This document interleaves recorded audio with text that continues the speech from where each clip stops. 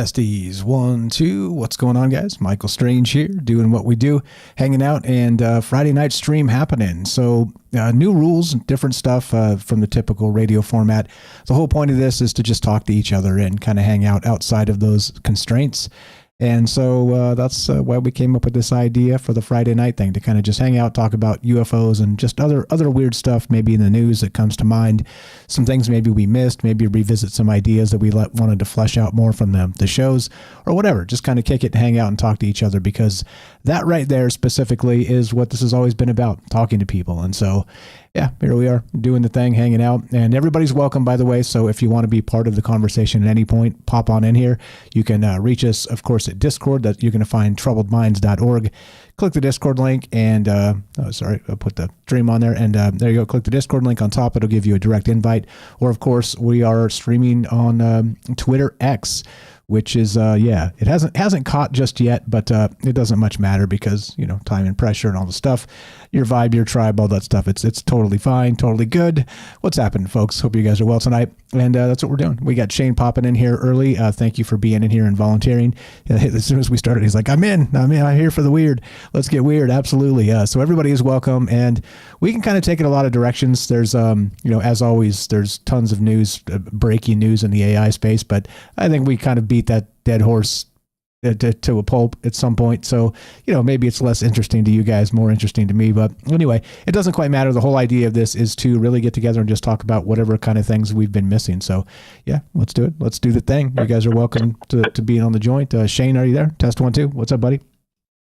Yes, I am. Can you hear me? Loud and clear. How are you, sir? What's happening? Happy Friday. Oh, I'm good. I know. I look forward to these Friday conversation with everybody, especially getting freaking weird, son. Hell yeah, let's get weird. Yeah. Okay. So I don't know. Is there anything on your mind that you think we missed from the previous conversations this week, or we can just start it out that way, sort of a loose format, and just kind of go wherever this takes us? I've got some ideas, of course, because if I show up unprepared, well, the world must be ending.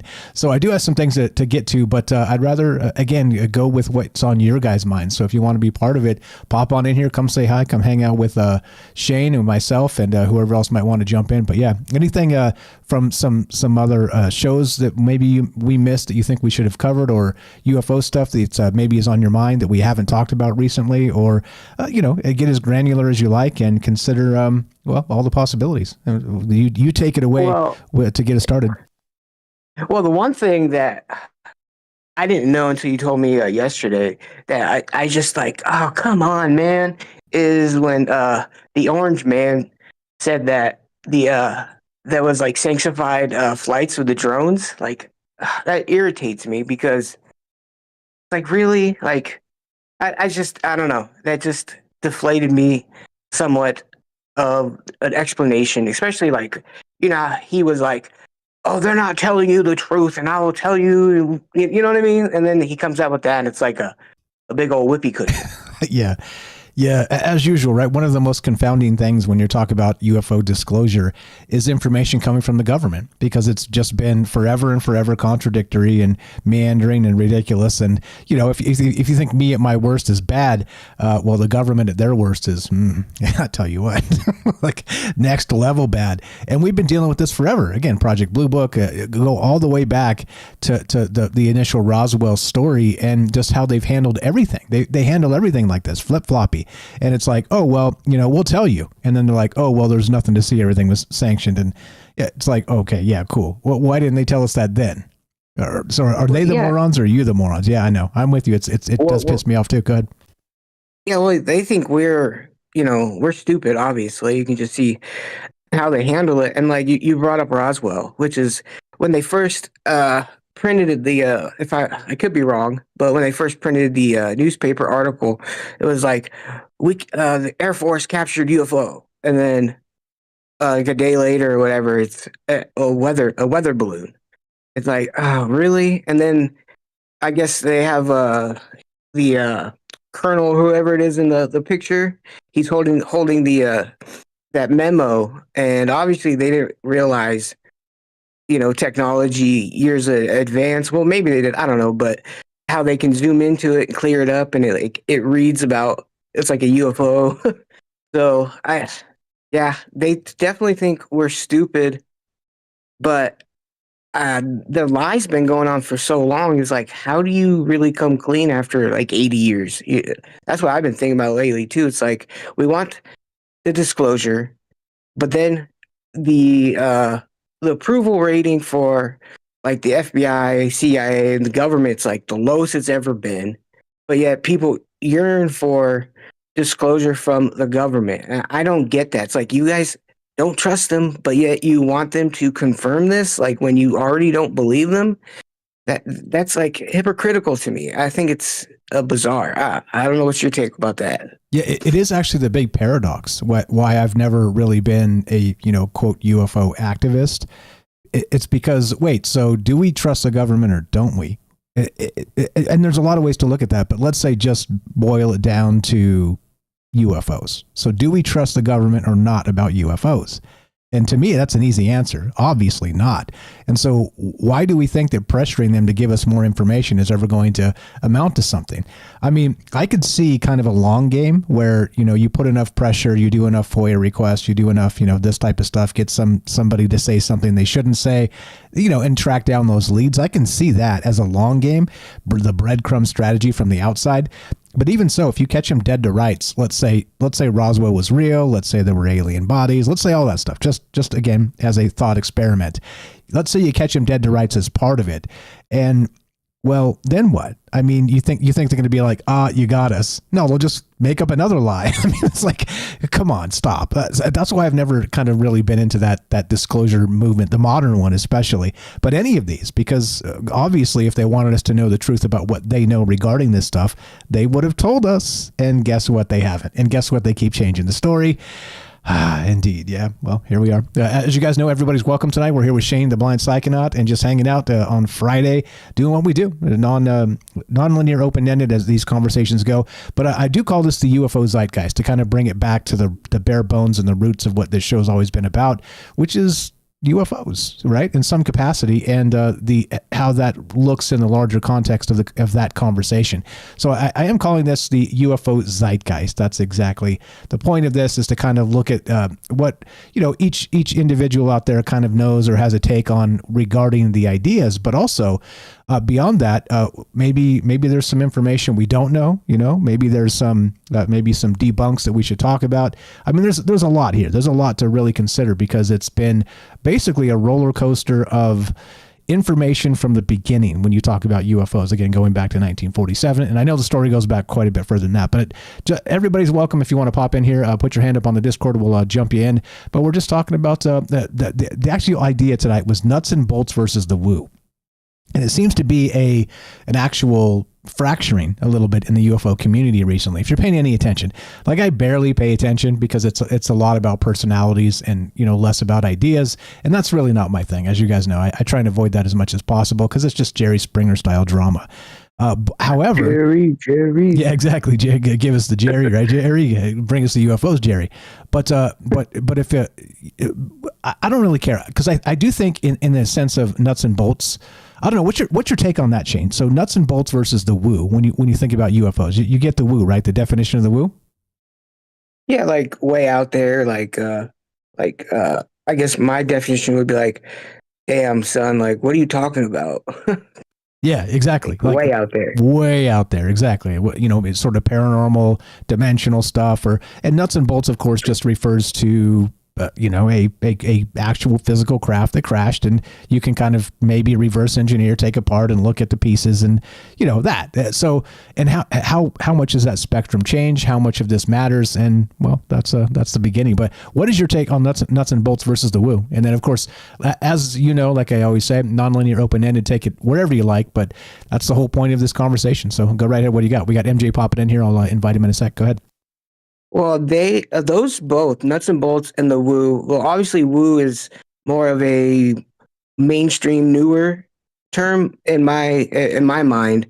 But I think this goes back millennia. I mean, we've talked about the Vimana, where they talk an actual nuts and bolts type of anti-gravitic craft, and that was a long time, like thousands of years ago. Then they also talk about different wording. Obviously, they have different vocabulary about spiritual aspect of it. Talking to your ancestors, even lucid dreaming, which it wasn't called that back then, but even so, I think they go hand to hand, and they've been together for a long time. And with like anti-gravitic vehicles, as I said, like the Vimana's been around for millennia, or I could be off on that. But then I know that like in the United States, I think one of the first patents for anti-gravitic vehicles was back in the 1920s, like right after Tesla's a big push. Even though I think he was still alive until like the 30s, I could be wrong, but yeah, I think they go hand to hand. I mean, you can't have one without the other. It's like peanut butter and jelly, if that makes sense. Yeah, it makes perfect sense. And the reason I say absolutely with that, I'm with you 100% on that. And again, my opinion is just like anybody else's, okay? I don't have any more gravitas than anybody else in any of this stuff. So I just want to reiterate that just because I'm into this, I know many of you are into this probably longer than I have been. So this type of stuff doesn't matter who, just because, Michael Strange said so. No. It's not like that. Just a reminder, I'm just anybody else, and I'm just interested in these things because I think it does bark at the nature of reality, and it's an amazing conversation. But as Shane was saying, and I think he's completely right, I agree, is that those Kardashev civilizations that we've talked about in the past, right? When you have the Kardashev 1 civilization that's supposedly able to harness the entire power of their planet. Kardashev 2 is harnessing the entire power of a solar system. And if that doesn't seem godlike and turn into sort of woo level technology, then I don't know what would be. And then Kardashev 3, of course, would be harnessing the entire galaxy's energy. I mean, that's absurd. That is beyond godlike. And it just goes more nuts from there. So I think you're right that it is like peanut butter and jelly in that context, because you can't talk about nuts and bolts. It's such a 1950 idea without considering advanced civilizations that may have been here for a very damn long time. But yeah, well said. Fire stuff. What else you got on that? And then we'll bring MJ in here. Oh, you can bring him in. Right on. Let's bring MJ in. Just want to make sure to give you guys some time to respond, and then we'll stack you guys in. Everybody's welcome tonight. It is basically UFO Fridays on Troubled Minds. We're here with Shane, the blind psychonaut, and now MJ in Virginia. What's up, brother? You are on Troubled Minds. How you doing tonight? What is your take? How are you first? But go right ahead. I was doing good. I actually wanted to share something. I think James will be interested in this. Something that happened today. It's been raining a lot. So I tend to fall asleep in the rain. It won't, it's very hypnotic for me. You mean like you're walking and you fall asleep in the rain? Huh? I said you're like walking in the rain and you fall asleep? I was just making a joke. No, I said the rain is very hypnotic to me. It makes me fall asleep. I didn't say I was walking in the rain. I know, I was making a joke, but sorry, go ahead. Anyways, so I'm sitting there and, I lay down to take a nap. And a little while later, I used to have a dog, and, he had a lot of squeaky toys. You know how they sound when they chew on them, and it's constantly squeaking. And I woke up and I heard, a dog toy being squeaked like a dog was chewing on it. That's what woke me up. And I stayed a little angry for a little while, a little irritated. And I checked a little bit later on, either was it extraterrestrial, was it demonic? And it happened to be demonic.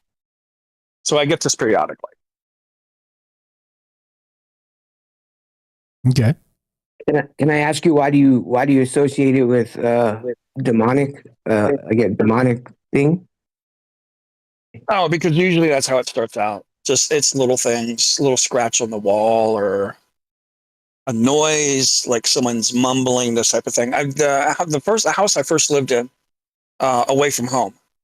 I got out of high school, moved in, was quite haunted, and found out that one of the rooms was demonic, and things would happen in there. If we disturbed it, the whole house would go crazy for a little while at night. And later on, there was an incident that happened, and it was it was demonic, and you sort of get a sense for it after a while. So I've got something that comes in here once in a while that likes to mess around. That's wild. Yeah, absolutely, absolutely. So what do you think is happening there? Is it do you have a cause here, or does it go back further? Like, what is your take on why this is going down? I partially think that it's just the house I lived in and it's sort of attached. I asked about that, and it has nothing to do with that, but it was demonic. And my mom passed away, and I got the property, and I got the mobile home. And for about 4 months, there was, if you walk into the room, and you're facing the north wall, the corner on the right had something in it. The cats wouldn't even come in this room.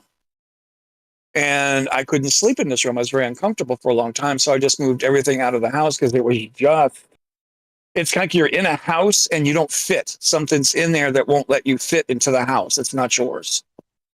So I cleared the entire house out. I have a small building. I put all my stuff down there, and I kept the basic stuff in here. Like I had a cot, a TV, and I sort of cooked in the kitchen. I did little things there, but I kept the house entirely clean for like 4 months until I could go into that room and just open the door.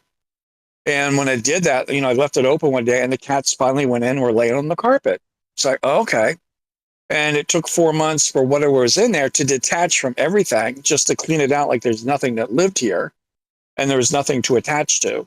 So that's partially how I cleaned it out. Plus, I put a 7-day candle in the corner and lit it. Have you write a little spiritual, saying on a piece of paper and put it underneath it. Just let it burn.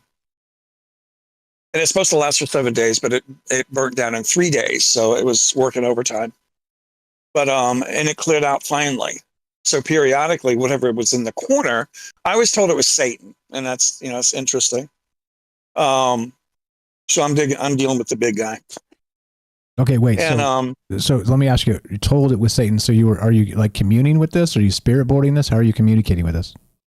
No, it just comes in once in a while, and it's like it's a different energy. You just know. It's like you're around people, right? And generally, people you can sense them when they come near you and all this stuff. And there's just this one person that comes up, and it's like, oh no, you stay over there. It's like overwhelming. Negative, like an entrapment. It's like an energy entrapment kind of thing. And it likes to come in once in a while. And this time around, it's the same corner too. It always comes through that corner. And it came in and made that squeaky noise sound, the dog toy. That's what woke me up. But I got most of it cleared out. And then what I did was each room, I moved in stuff and put it where I wanted it because it's my stuff. My energy's on it.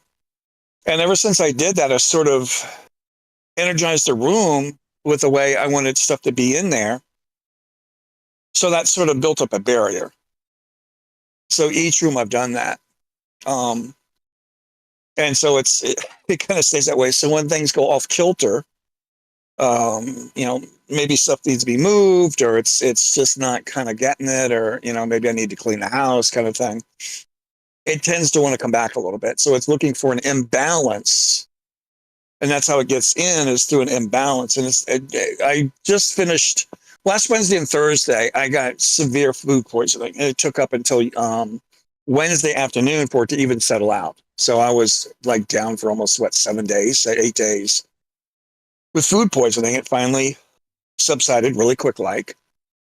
And of course, this is Friday, so I'm still adjusting. Type of thing. And it looks for opportunities like that when things are off kilter and you're basically not in control of your environment, or you're not definite about what's going on in your life or what you're doing.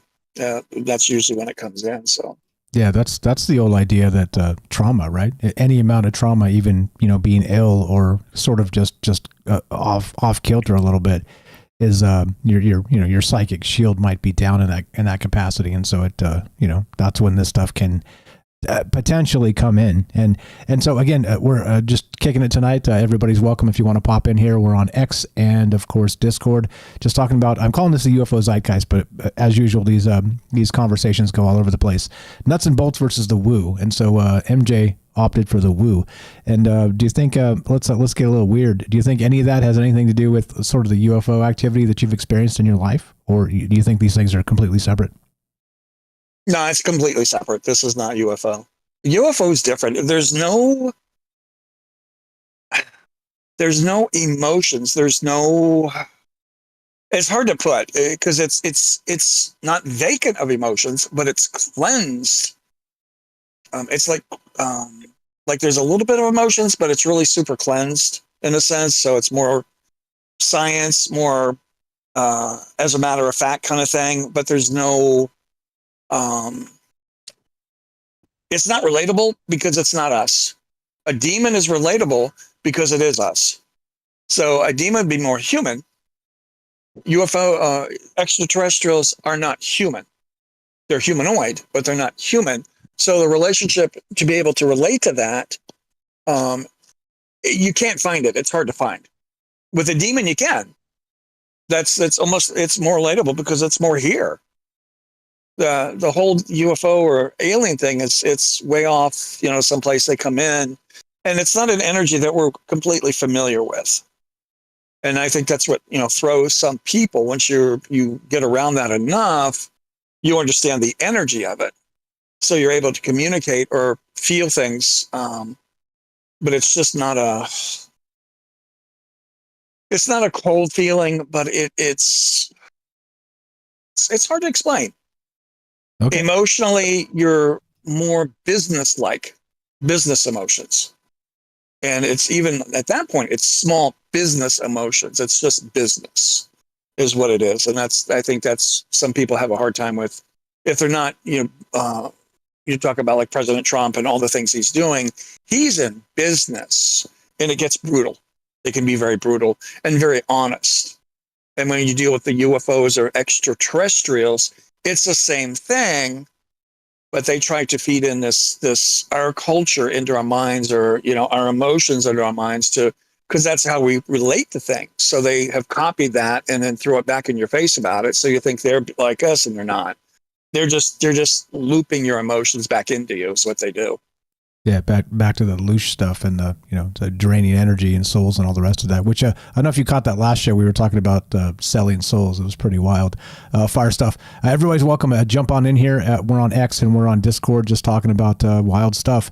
Matthew in Colorado. What's up, brother? You're here as well. What's up? Welcome to the joint. And you guys just chop it up. I'm going to sit back and enjoy you guys. Go ahead, sir. Yeah, I'm doing all right. I've been. You guys you guys touched on briefly the drone explanation thing, and I think I brought that up, but I made a comment on Facebook about that recent statement by the government, and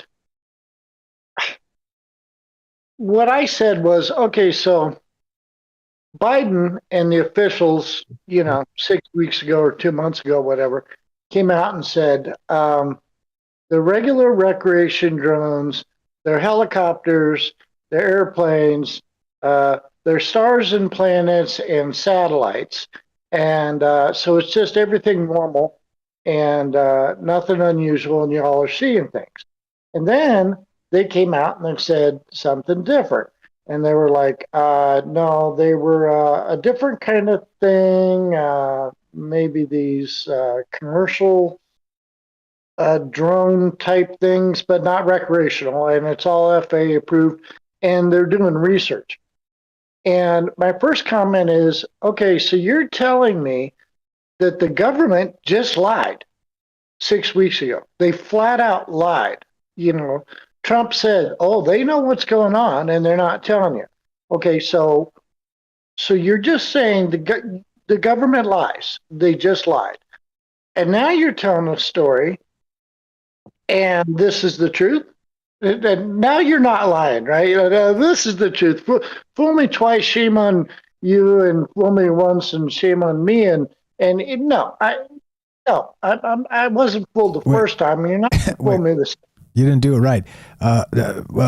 Never fool me again. Throw a shoe at me. What did George W. Bush say? Whatever the hell he said. I'm just saying, if we're going to dick it up, let's dick it up right. But anyway, yeah. Okay, go ahead. Sorry to interrupt, but I thought that was funny. Yeah. So, my one issue with that is apparently The idea was to put it to rest, nothing to see here. Everybody relax, chill out. Okay. Well, wait a minute. You just said they were doing research. What were they researching? Because I seem to remember seeing more than one video where people were showing and talking about there was these things were spraying stuff down, like stuff was coming out of them, like they were shooting chemicals over neighborhoods and stuff. But were you researching the new stuff you're spraying on people like you did south and down south in that town back in the 80s or whatever to test out your stuff? Or, what were you researching here? I mean, it's just like they opened the door to every conspiracy theory that was out there. Just went, yeah, I knew it. You were researching this, you're messing with that. You didn't calm things down at all. You just made it 10 times worse.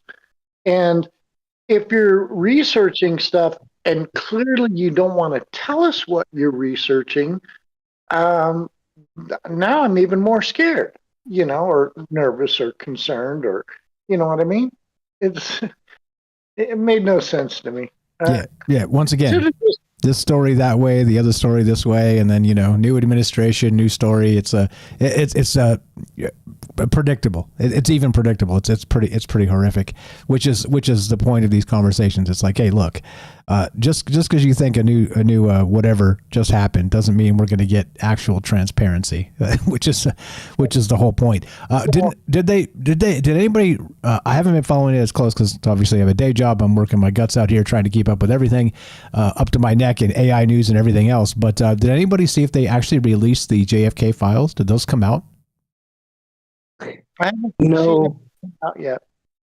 Yeah, they have to make a plan. They have 15 days. The CIA or director, I don't know who exactly, but some administration needs. They have 15 days to come up with a plan to release the JFK files, and then I think they have some more time for the RFK and the MLK files. My thing is what's going to be redacted? They can release all of it, but I mean, they can redact like 90% of those documents, and you're not going to see shit. Yeah, that's true. That's a good point. Go ahead, Matt. That's what I was thinking too. Was first of all, even if they held back those files and they don't redact them right now, they could have redacted that stuff 40 years ago. And the other thing is probably any of the good files that said anything that we really want to see, those were shredded 50 years ago. They're not still in existence. They disappeared. So it's a matter of one, what do they have left, and two, what was redacted way back when, like say the first time they released stuff, they probably went through and redacted it all, and then they said, oh, this stuff we're not going to release it all, but it could already be redacted. From what I've heard, I heard from a guy who said he's seen it.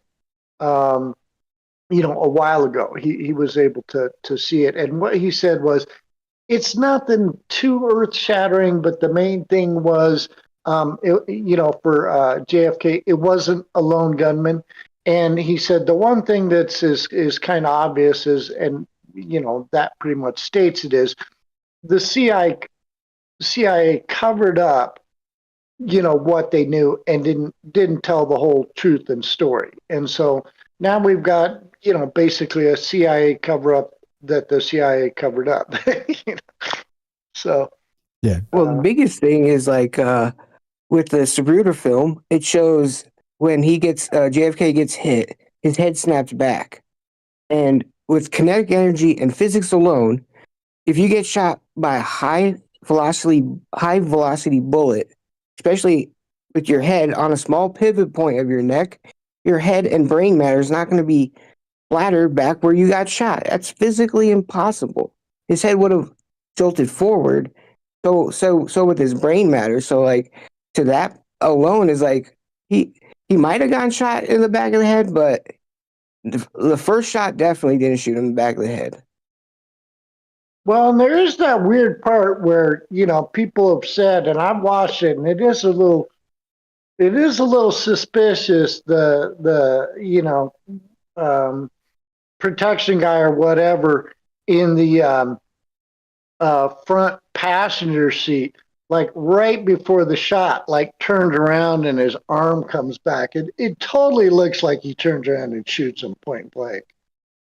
Well, that's what I'm saying. Think about it, like slap yourself in the back of the head. Would your head go? Which way would it go? And think of a high velocity bullet doing that. Like it's crazy. Like I didn't see that. What you're talking about, I think that came out after I lost my eyesight, but I think I've heard of that where he's like on the back of the car and he just like turns around. Is that what you're talking about? But no, it's the Secret Service or the protection guy. He's in the next to the driver in the front, and he turns around and his arm like goes over the seat and just points right at the head of the president. And now you don't have the audio, so you don't know if he's turning around after he hears the gunshot or before. But and kind of looks like he had a gun in his hand and shot him. He could have had a gun and been trying to defend him, but. Anyways, what's the name of the guy that shot him? Supposedly, Lee Harvey Oswald. Yep. Yeah, Oswald. Yeah, and I heard this whole story about Oswald was just makes it pretty obvious he was a CIA. What do they call him? Asset. Asset, yeah, a CIA asset. And he used to go have his best friends where he lived was this couple, and both the husband and the wife, both of their parents were high up in the CIA, and he used to go have dinner with them all the time and had met those parents. And also Oswald, at least once, but maybe more than once, got sent down to Mexico, and apparently the story goes it was one of the apparently 150 or 200 times they were trying to assassinate Fidel Castro. And then the other weird thing was, dig this, Oswald was in Chicago like a week before or 10 days ago when JFK was there. And he went to the police, the city police, and said there was going to be an assassination attempt. And that's a known thing, that there was a thwarted plan to assassinate him, and they changed his whole route and everything. And so it's like, wait a minute. The guy that went to the cops in Chicago and said they're going to kill the president is the same guy that 10 days later shows up and assassinates the president? No. So the guy who, exposed that said, no, he was going down there to make sure he didn't get shot in Texas. And so it seems like he was set up, fall guy, CIA asset. Yeah, as Shane said very smartly, Patsy. Patsy. It's wild. Hang tight, fellas. We got some friends popping in here, so let's leave some space for some folks. Jorge was first, and then we got Herschel as well. Go ahead, Jorge. Thoughts on this or anything else? As you guys know, the whole point of this is just to talk to people. So take the topic as a little bit of a grain of salt, as you can tell, and let's chop it up. Jorge, welcome, and then we'll add Herschel and just chop it up, boys. All right. First of all, let me clarify. This is not political. I'm going back to the orange man saying that the government knows, but they're not telling you about the drones. And so, so what do you know? So you're telling us that you don't that you know, but why don't you tell us? And then it's just kind of like I don't know if you guys ever read this book called The Prince by Nicholas Machiavelli. Classic. And that one is kind of like, it's a classic. It's like a manual on people, on manipulating people. And one of the laws that he says is like, if you want to keep people in control, you got to keep them in fear. So that phrase right there that Trump said, it was absolutely right off the manual of Niccolo Machiavelli of, just keep them on their toes, keep them under control, keep them under your thumb. That's all I wanted to say on that one. Yeah, I kind of feel like Trump's not smart enough to do all that, to be perfectly honest. I don't know. It's weird. It's almost like he's a robot. He'll just spend like 20 minutes saying the dumbest stuff you've ever heard in your life, and then he'll be like, "Oh," he'll say something like, "Oh, I guess he is kind of paying attention." I don't know. I can't figure the dude out, which is infuriating. But I'm with you there. The manipulation aspect might be kind of throwing out a bunch of noise to take people off the game. But yeah. Anyway, it's not a political show. Everybody relax. Just like Jorge said, not a political statement. But yeah, clearly, right? What are we dealing with? And that becomes the question. Fire stuff. What else you got? And then we'll go to Hirsch. No, that's kind of what I wanted to say. It's like, it's like classic manipulation of like people, and he did win. It like, but then like you said, like I actually had that conversation with my mom today. It's like, how do you, like she was saying, is like he didn't do all this crazy stuff on the first go around, she said, and so why is he doing all this crazy stuff now?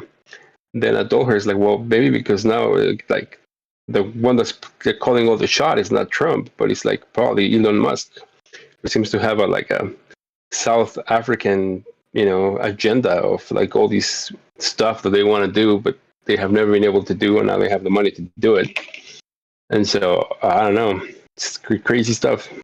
Crazy stuff, absolutely. All right, well, welcome to the joint. Just chopping it up here on Friday night, UFO Fridays. What's up? Go ahead, Herschel. What's up, brother? Welcome to the thing. How are you? Hey, I'm all right. I don't know if I'm going to sound okay. Does it sound all right? Yeah, you sound fine. All right, because my headphones aren't working, so for whatever reason that is. Yeah, so this thing, I heard something, and I don't know if it's a hoax, but I wonder because nobody's really talking about it. I heard a tape of somebody who had worked with LBJ for a couple of decades before he was president. And they had a tape recording, and he was saying how much he regretted going along with the call that LBJ made. The implication was that LBJ made the final call on that assassination. Yeah, on taking him out. I did see that. So I follow Alex Jones on X, and I'm like have all his notifications, and this dude's just spamming all damn day long about breaking. And I saw him talking about that specifically as part of his show. I didn't watch the video, but I saw the tweet when he said, "Breaking news, we got this information." So I didn't follow up on it, on where the information came from. And that's actually the reason why I asked the question. Does anybody know if those documents were released yet? Because how did he tweet so much? I don't know. While he's on the air, he has a team, obviously, but I mean, the dude is just spamming tweets all damn day long. It's crazy. I'm like, I'm gonna have to mute him. I'll get notices at like 4 a.m, 2 a.m. It's like, dude, sleep, bro. Seriously, Jesus, crazy. Yeah, and the other one, the other thing was the thing that Matt Co was talking about, where the man in the front seat looked like he shot Kennedy. The video that I saw had him facing forward, but looking in the rearview mirror and aiming a small portable gun over his shoulder. But looking forward, not turning around. And he just kind of was looking in a mirror, and he just aimed it back at the president and shot. And when he shot, the kick slammed his hand into the dashboard.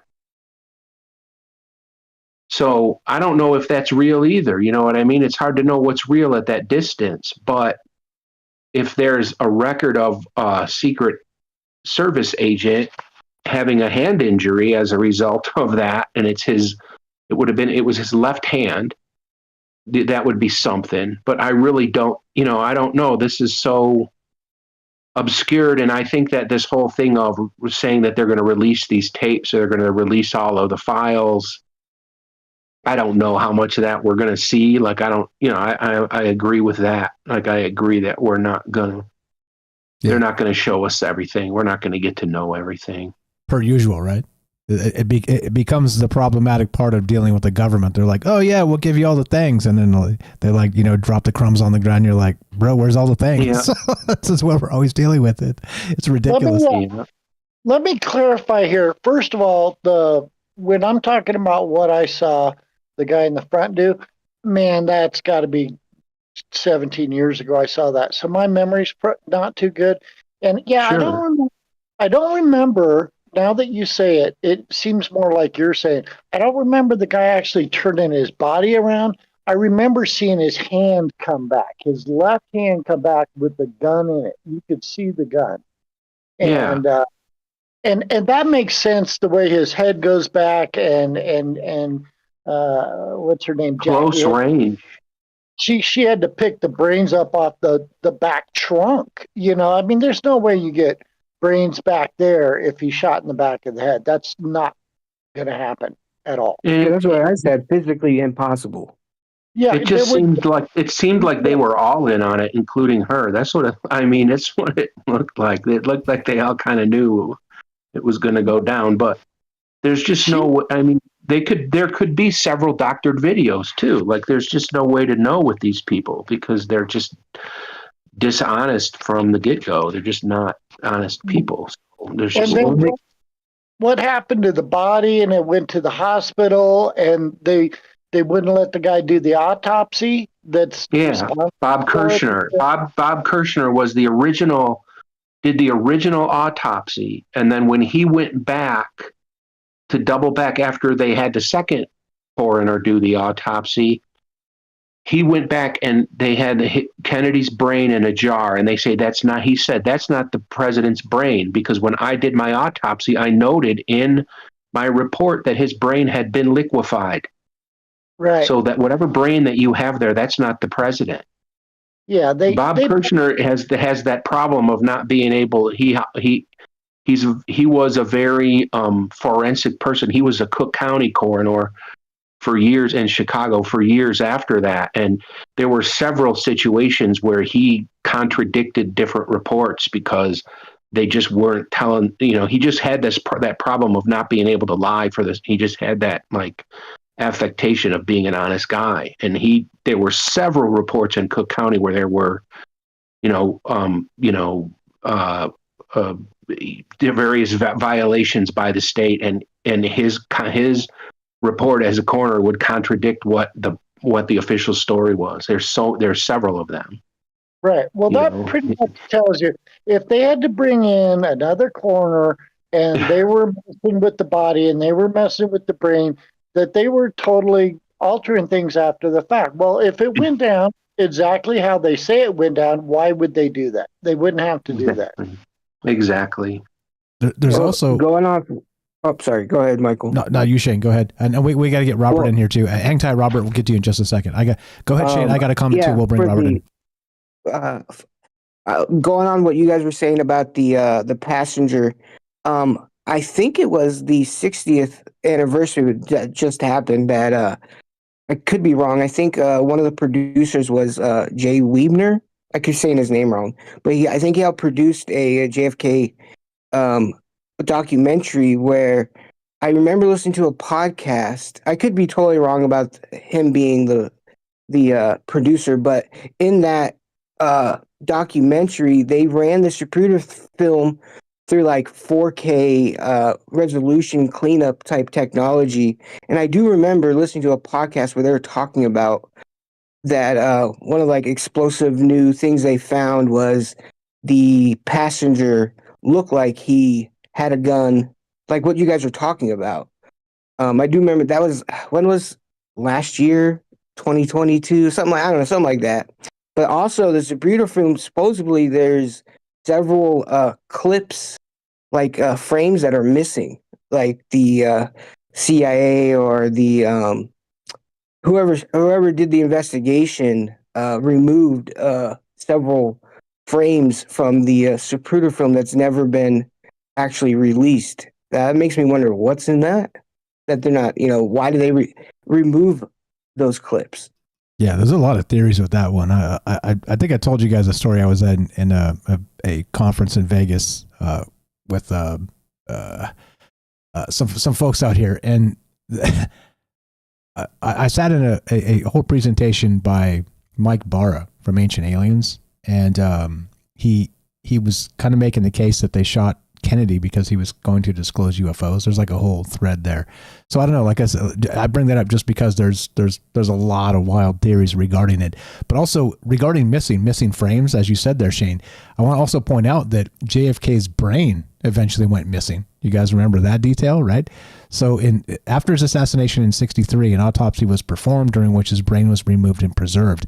The brain, along with other autopsy materials, was stored in the National Archives. However, in 1966, it was discovered that these items, including the brain, were missing and have never been recovered. How creepy is that? Like, what kind of Frankenstein stuff is happening? Who wants the brain of a dead president? That's so wild. Like all the NASA films. Yeah, totally. Like, yeah, all that stuff, right? All the good stuff. And I don't mean, the assassinated people's good stuff, but all of the interesting things are gone. Wild. I don't know. I'm going to just chop it up. Remember, guys, we got lots of folks here, so let's leave some space for all the rest of our friends. Robert, let's get you in here, and everybody go right ahead. Take it wherever you like. We're just kicking it on Friday night, talking about wild things and doing troubled mind style stuff.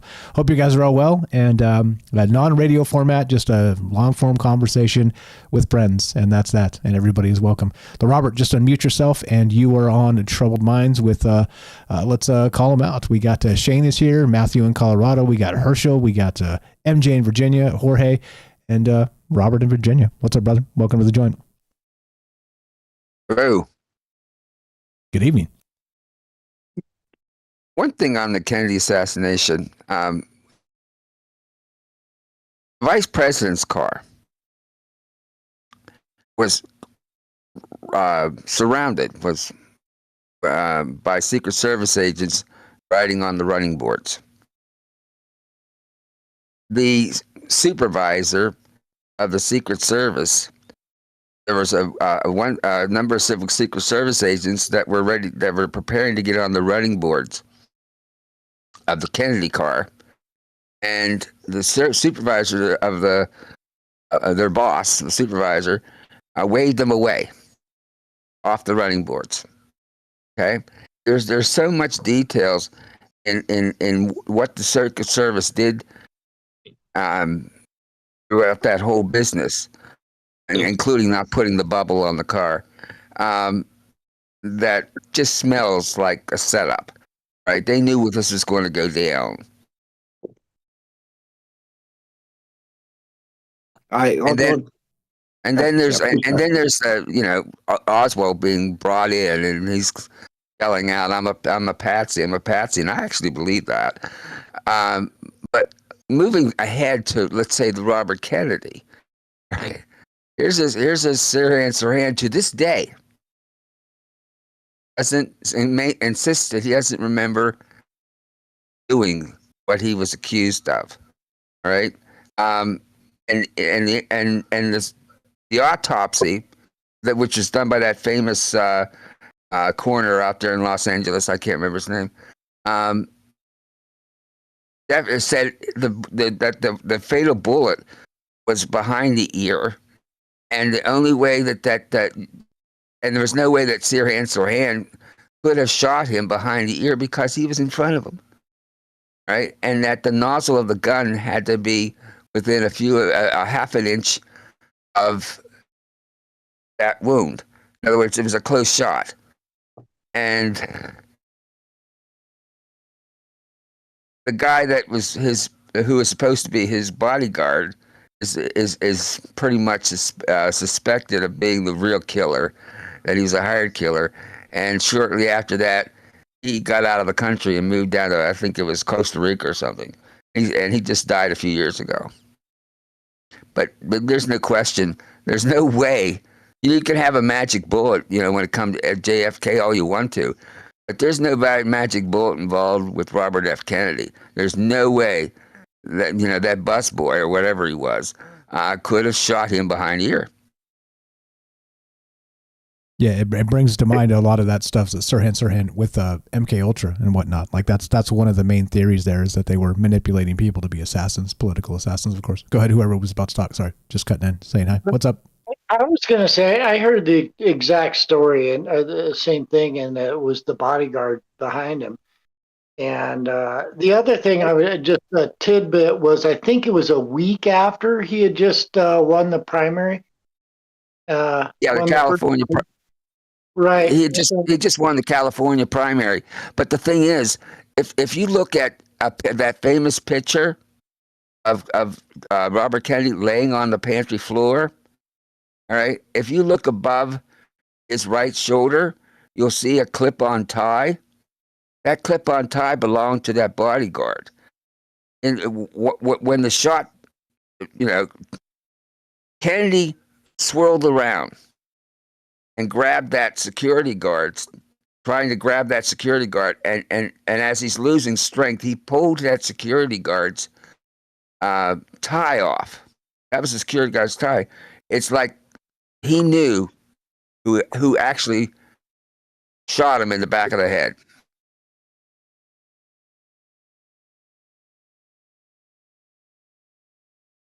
Go ahead if anybody has anything. I'm not very super familiar. Go ahead, Shane. Yeah, I'm not super familiar with the RFK, but to me, like you guys said, that all of this, even all three assassinations that are supposed to be released, all of the assassinator or people who do the assassinations smells like MK Ultra, and that just like it rings so true because was it earlier in 2024 there was that guy that went to the theme park with like machine gun like ARs and explosives before it opened, and he killed himself, but he wrote like on the mirror saying "I'm not a killer," and a lot of people thought that guy was MK Ultra because that was like I think right at the beginning of the 2024 election cycle. So I mean, I'm totally into it. All this is some type of they were totally brainwashed in some type of capacity, like you said. The RFK person who he doesn't remember any of what he's accused of.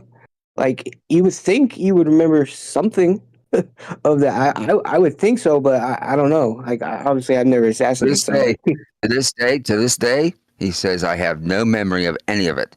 Right? He said that from the get go, and it's like what 50 years later, whatever, and he still insists he has no memory. And also, let's move it up to Bucks County.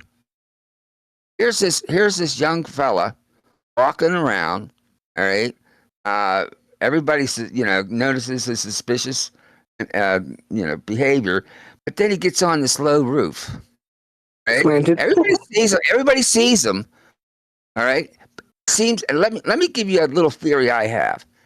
I think that he was recruited by, let's say, the Secret Service, and told we need somebody to guard the president from up there. And I think he thought he was guarding the president. All right. Why would he be so outward about being there and letting people see him?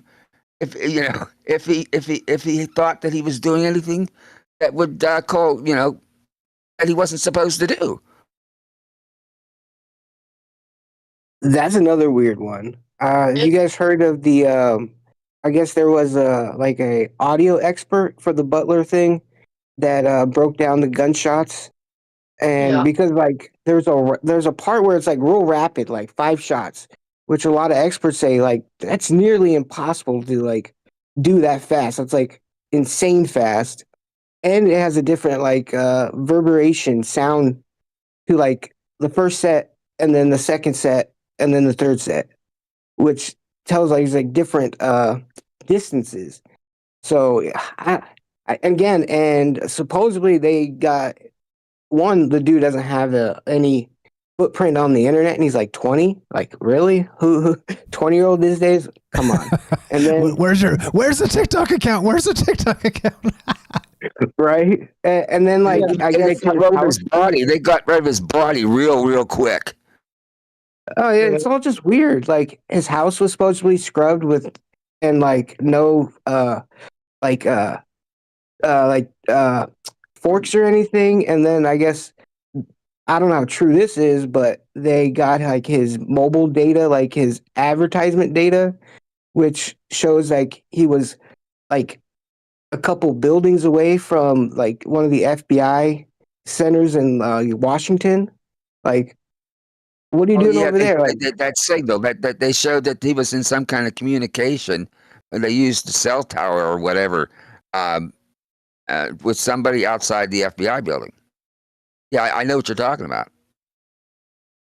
Yeah, I was the same thing when you guys when you brought up MK Ultra, and so there's a guy I watched that it's about geopolitics stuff, and I can't remember the guy's name right now, but he's was way up in the CIA, spent 27 years in the CIA, and he was the guy that would do the daily briefings, and he did it for 3 different presidents. I mean, this guy knows every thing that went on in every country and every secret CIA thing for 16 years, right? And what is it, Ray McGovern? I don't know. And he was talking not too long ago, and he said he mentioned MK Ultra, and he was like, MK Ultra was a real deal, and he was like, a lot of this stuff you see, from Oklahoma City to this guy to that guy, and don't you think it's strange? They're all military guys or ex-military guys, like the second guy, the Vegas guy, blowing up the Trump Tower, and ex-military, and supposedly he had his passport and he's on the way to Mexico, and his passport's fine, his driver's license fine, and he's a 18-year veteran, Green Beret guy, and he doesn't know, and he puts gasoline and firecrackers in the back of the car. I mean, come on. And so, a lot of these do seem like MK Ultra things where they're kind of patsies, they're setups, they're assassinations, but they're using an MK Ultra as a way to do it. But this guy, 27 years with the CIA, and he's just like, oh yeah, all this stuff's MK Ultra, and he's the guy that would know. He's somebody who would know. I think that the young man there at Bucks County, I think he was a patsy, just like Oswald. I think that in his communication, let's say, with that FBI outside that building, FBI building. All right, look, if you're going to kill somebody, all right, if you're planning on killing one of the most famous people in the world, thank you. All right, you're not getting this on a list. Sorry, go ahead. Yeah, are you going to walk around? What was that thing he had? The distance thing that he had. Rangefinder. Yeah, the rangefinder, and somebody noticed that. The cops noticed that. You're gonna go get up on a building, and people see you with the gun, with the rifle. I mean, if you're very visible, you're going to try your best to shoot without being seen. You're not good. He put himself out there. This went on for like an hour and a half. People knew he was there. He wasn't trying to hide himself, and that's what makes me think that he was set up. So, Secret Service says, we don't have enough agents. We need your help. All right. How about you taking up to the roof there, and be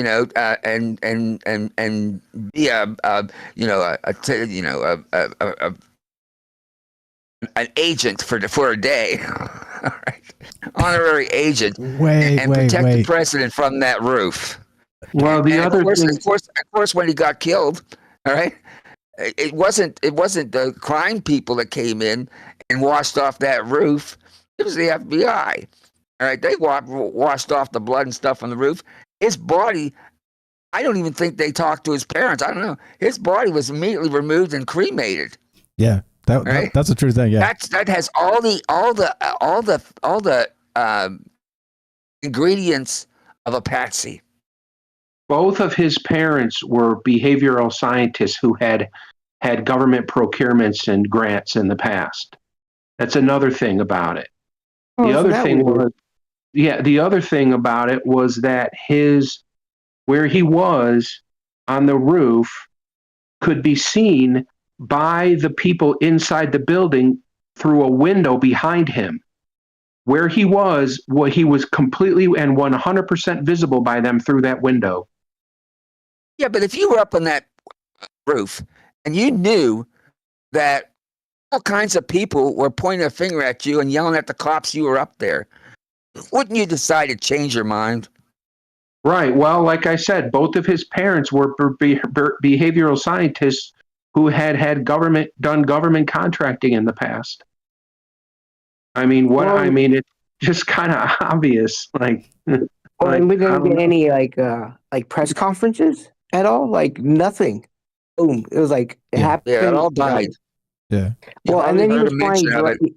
A couple of days mention of it, and then it went. Then the press, it was gone.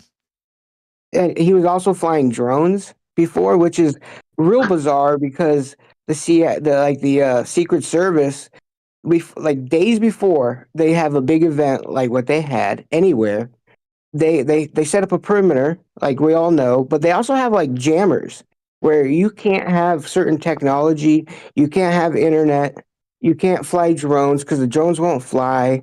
The Wi-Fi is like turned off; it's controlled by them. He's doing that? Like what? Right. Yeah, exactly. I've become quite the conspiracy theorist at work. I've become the quite the incognito celebrity. I feel like, hey Mike, what do you think about this? It's hilarious. Sorry, go ahead. The other one that's rich is he's walking around and he's lingering around the security gate, or the entrance to the inner security, right? He doesn't have his gun yet. He's got his rangefinder, right? And the security people are like, who's this dude that keeps walking back and forth but doesn't want to come in? And, they or somebody decides he's suspicious. They start following, and then they lost him. Yeah. Oh, we're following a guy we thought might be suspicious and going to assassinate the president. And, we lost track of him. It's like, and then he should be wearing a clown suit. Shit.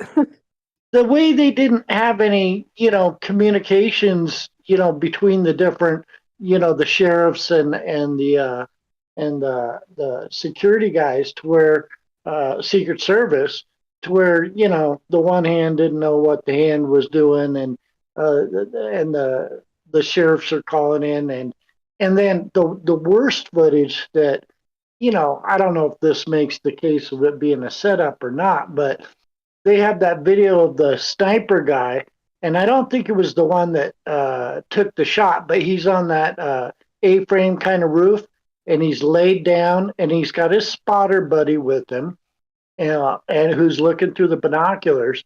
And the sniper guy, when he hears the gunshot, the guy like jumps up to his like knees, and it's like, wait a minute, when you're the guy that's supposed to shoot somebody, and you're such a chicken shit that you hear a gunshot and you abandon your rifle. So he has to try and get back down there. I'm not sure that's what you're seeing. I'm not sure that's what you're seeing, to be honest, because without the full ballistics part of it is you'd have to have the triangulation of when the shots happened, and some of that has been done by some certain people, and I'm not going to say this or that is true or not, but I'm just saying that I've seen that video 100 times, and I'm not so sure without the audio, and you know what I mean, the acoustics, the 3D acoustics of it. So, and the funny thing is I want to, and I wasn't trying to bogart and say that I'm a celebrity or something, but the joke was that the people that think of me as a conspiracy theorist, you guys, by the way, hi, you guys too. Many times I'm trying to sort of downplay conspiracies because I think that there's so many angles that can, possibilities play. But also, by the way, in my opinion, I think that, I don't know, we can sometimes do ourselves a disservice by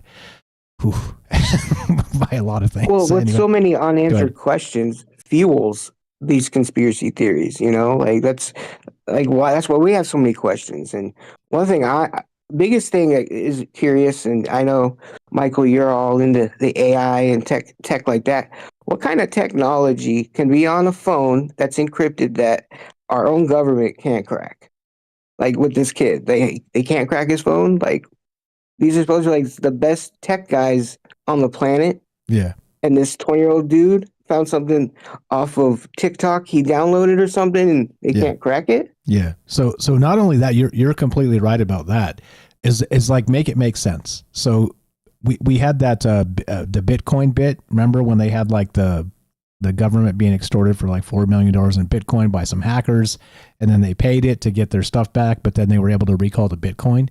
Like that's supposed to not be able to happen. That's like on a blockchain. Once that stuff's gone, it's gone. It's like sending cash, on Western Union or something. But so they can do that. Who's Satoshi Nakamoto, right? But they can't crack into the a supposed shooter's cell phone, which makes no sense.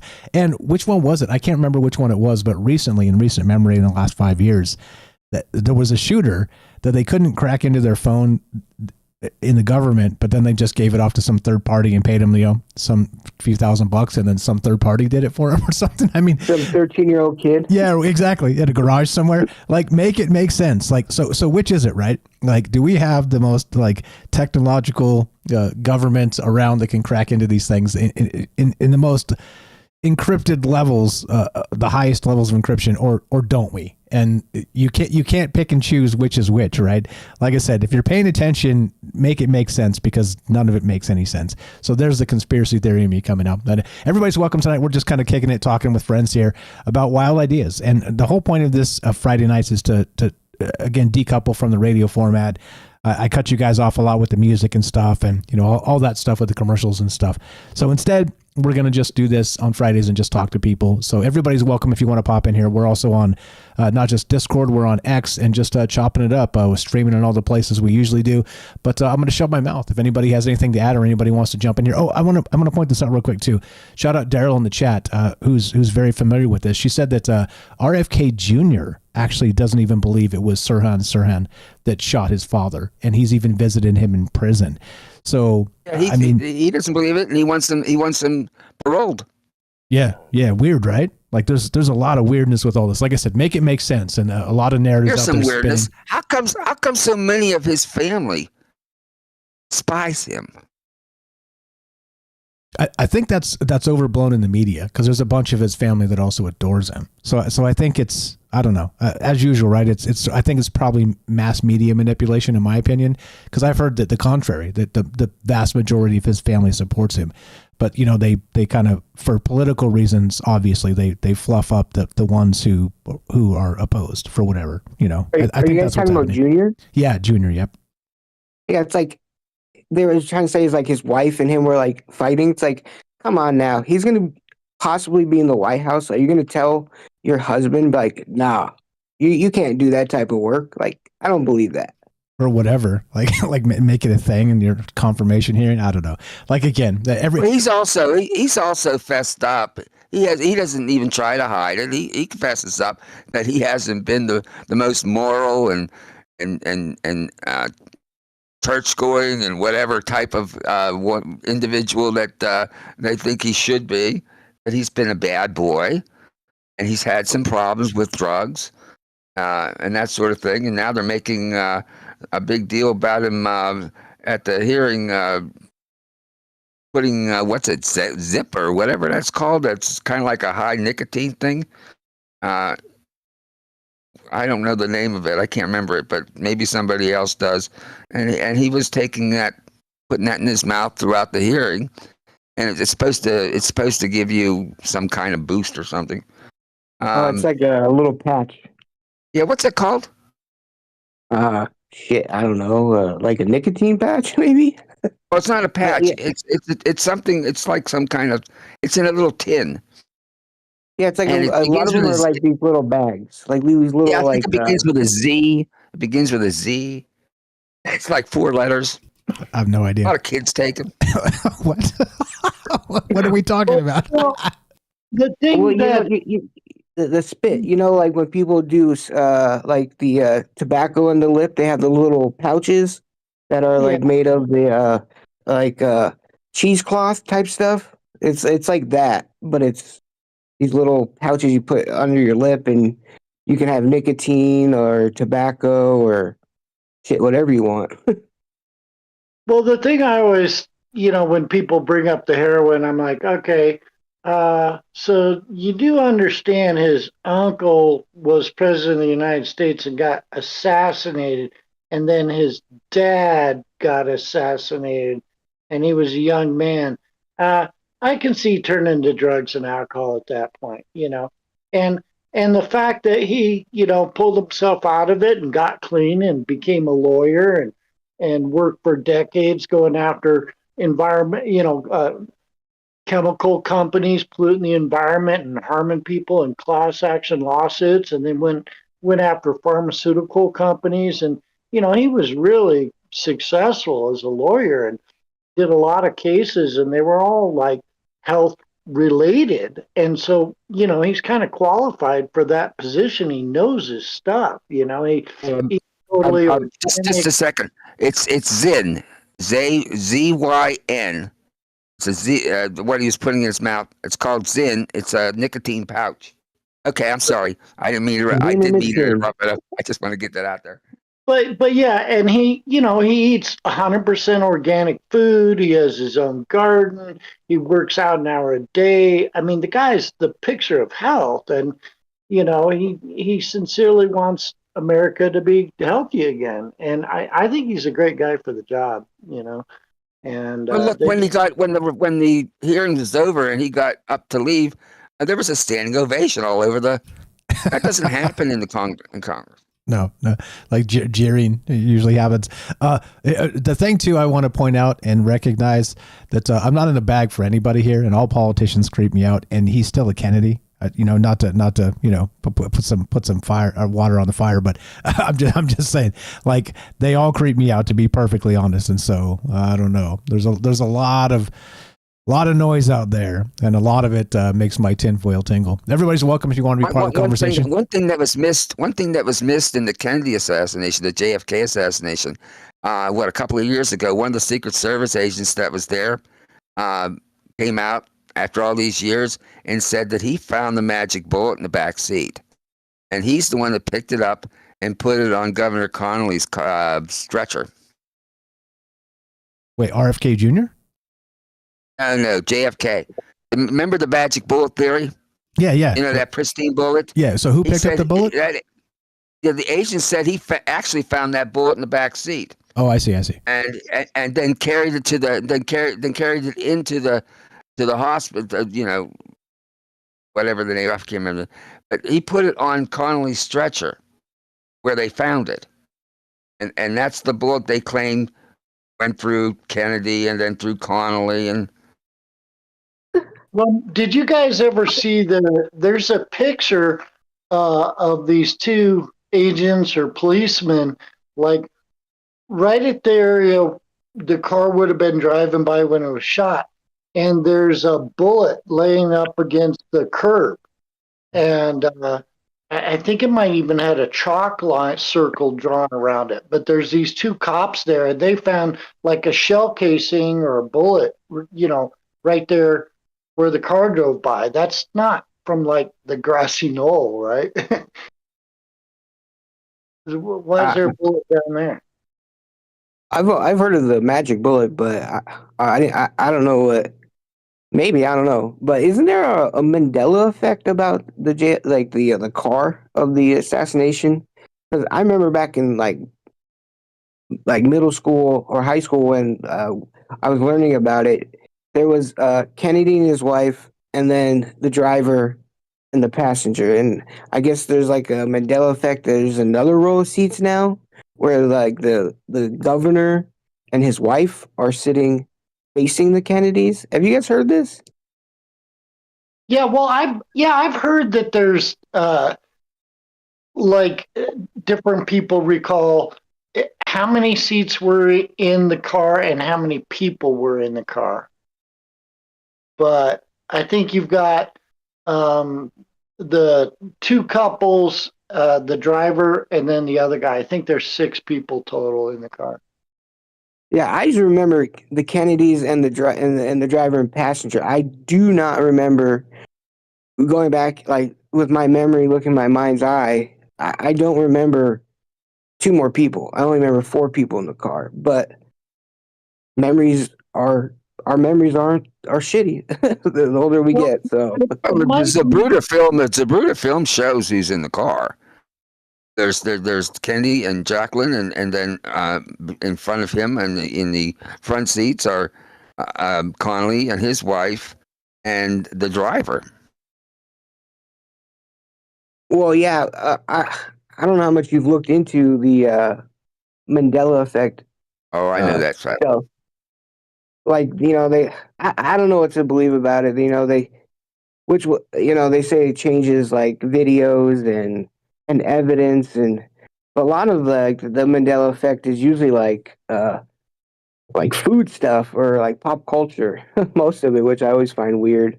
Yeah, but why can't we have a Mandela effect where Kennedy wasn't killed? Well, That's a good question. you are not allowed. You don't have the admin access to that reality, Robert.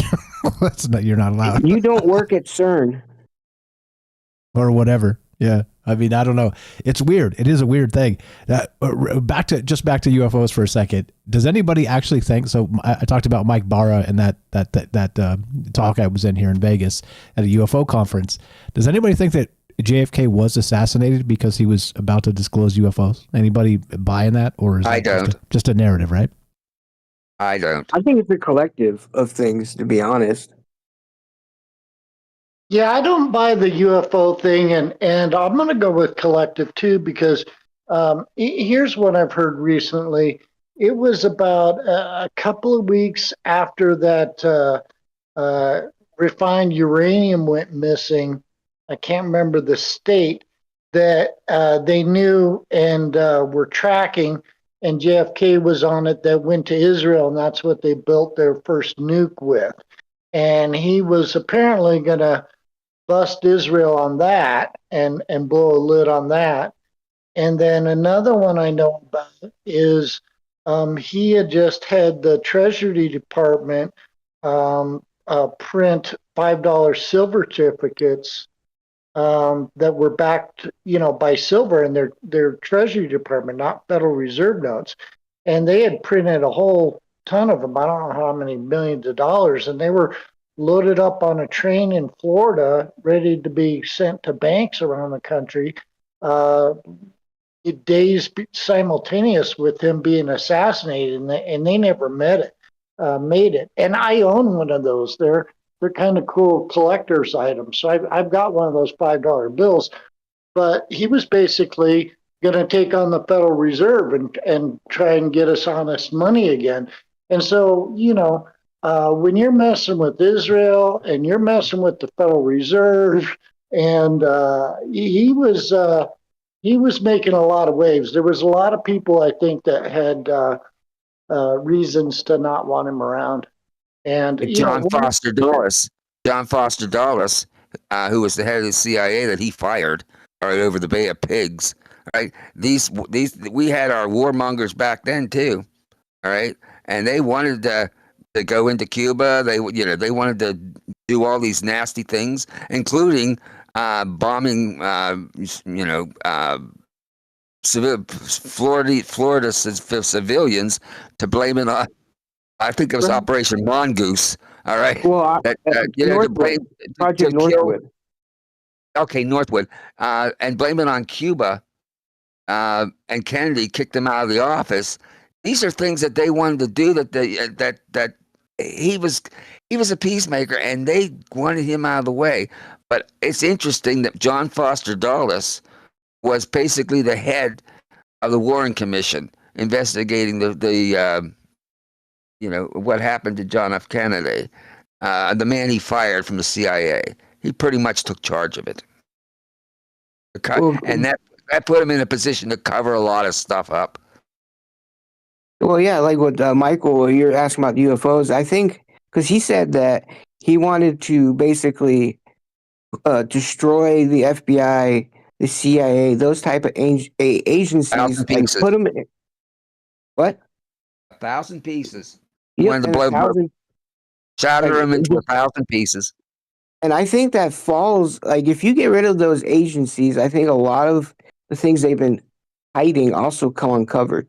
That even goes with like the UFOs, and that kind of with like the president Orange Man saying the bogus stuff about the drones. See, we a lot of people think that the presidents know everything. They get in the office and they get sworn in and they get told everything, but that's not true. With our Does anybody- military, do you believe what the president, that he was being forthright when his press secretary gave that announcement about what the drones really were? see, one, he's got to play a game. Two, there's something that's called need to know. That goes along with security clearances. I know that's for a fact because my dad, he's been in that world for almost 50 years. And there's only so many clearances you have. There's like there's secret, top secret. There's but it goes as high as like top secret, but there's also tiers of like top secret, and that goes up from there. And our president doesn't have the top clearance. It's because he's only in for 4 years. The thing is, he said that they were ours and they were FAA approved. All right, and the ultimate question that none of those journalists even thought to ask and should have asked. Well, if they were approved by the FAA, what were they doing? Oh yeah, definitely. He didn't disclose why they were there. See, I don't think he fully knows. He's not being told, but he's saying what he's being told to say because he's still got to play the game. Like he's still got to follow these rules. I'm not like boasting like he's the greatest or anything, but it's understandable in that type of world, especially if you're still in it. Like if you don't need to know, you're not going to know, and if they want you to tell you something, I think you're going to say it. Like I could be wrong, but do I believe what he said? Hell no. Like that doesn't make any sense. Double to the hell no. Like hey, Robert, just a quick tip. Anything that comes out of a press secretary's mouth is a fucking lie. Quick tip. Sorry, go ahead. Robert, they did say what they were doing. They said they were doing research. So yeah, but they didn't say what kind of research. I know that can span like forever. You know what I mean? I know they were doing research above his golf course in New Jersey, and that's why he decided to skip his vacation. They said it was research, and it was a lot of private, companies, and that was my first instinct, was that this is the corporations advertising to the billionaires who can afford that stuff. But it wouldn't surprise me if they were FAA approved, because the Biden administration wouldn't tell anybody. They're worse than Trump in terms of transparency. They couldn't tell the truth once in a row the entire time they were in there. So if he's saying that they're FAA approved and that they were doing a combination of different research and corporate and government things, and then also hobby dronists were getting involved, that's probably at least partially true. Well, it's probably at least partially true. Here's my question about FAA approved. They shut down 2 different airports that the FAA is running and controlling the airspace. So if they're FAA approved, they should have known where they were and what they were doing and had control of them. So why did they have incursions on the airports and have to shut down the airports? Not to mention the 2 incursions in the military bases, and they shut down one of those military bases for an hour and a half. That's a good point. Well, when they fly, like when they used to fly like the Black Hawk back like 90,000 feet in the air, that was approved by the FAA. So I can see certain things being approved by them because there are in our airspace. But like you guys were saying, they were conducting research. Well, what kind of fucking research are you conducting, especially at night? And do you need hundreds and thousands of these drones? Like, what's happening? Why always at night? Yeah, that's just weird. Like, because we see better. I mean, we can see more obviously in the daytime. Now, if they have infrared, still, even in the infrared or night vision spectrum, you still are losing that the daylight. You know, I May don't I think may you I still may I, may I address what I think it was all about? go My for it. thoughts on that. All right, I think that it was research. Right, it was research to see if we would panic. You know, remember they were predicting something about an alien invasion. All right, and they used those drones to see, you know, and without telling us what it was, and we're speculating that it's an alien invasion to see how we would panic. Dropping little like crumbs, like how like a lot of the movies, right? Like of Hollywood was like killer aliens and about them attacking us, just to see how the zeitgeist would Just to see react to. what we as a people would, how we would react to it all. All right, it was basically a behavior study. Well, here's another thing about it, though, and this didn't get a lot of press in the United States. It did on some podcasts. But first of all, it spread to about 8 different states, and even inside the United States to like Oklahoma and stuff. But not only that, it was worldwide. And, you know, the old, whatever it is, Nordstrom's or whatever Air Force Base in Germany in England, and it was over three. They had at the same time drones going over military base. Three different they were all U.S. military bases in Germany. They were in England. They were all over the place. It was an international thing. I was watching them, and they were talking about it around the world. It wasn't just New Jersey. It was 8 different states. It was around the United States. They were down in Texas. It was in Europe.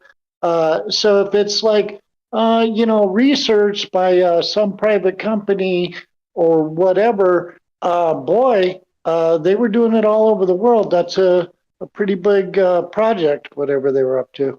Hey Matt, Yeah. those drones, you know, do you know any drone that can go faster than a military jet? Right. Well, and there was a lot I mean, there was military jets chasing these things, and they just zipped right away from them. Yeah, and there was that one video where the jet's shooting at something and it explodes like over the water off the shore. And there's a whole bunch that look like plasmoids and spheres of energy. They didn't look like regular drones. And one guy that I saw on this podcast that was seemed to know what he was talking about and working with it. He said the government. Well, he had written a whole book about the plasmoid stuff, and like 2 years ago, and he said that the government, maybe even from reading his book, he said the government has that kind of plasma ball technology. They can make those now, and so he was like, even those ones, they could have been government. They may not even be like aliens or something weird. So that was an interesting theory. Yeah, but I'm just confused by those drones that outpaced, you know, jets that were sent to intercept them, because there were some like attempts Mach to 4. intercept them. I mean, we don't have any drones that can out. I mean, how fast does a drone go in the sky? Well, I know that we have ultrasonic missiles, just like how Russia does, and those go what Mach? I don't even know. If someone wants to look that up. Like 1.21 insane. gigawatts. Yeah, they're going crazy fast. So if we have that type of tech. I can see the drones, but again, that's military grade. And I also heard, don't know how true it is, that some of them didn't even release like heat signatures. Like if you looked at them through like infrared or thermal, there was no heat signature. I don't know. One commercial wise, Yeah, there's has that type of tech. interview of the state trooper guys, and they were saying they couldn't pick him up on their infrared, and he had these anti or drone detection thing, and they weren't putting out any, radio signals like if somebody was operating them by remote control.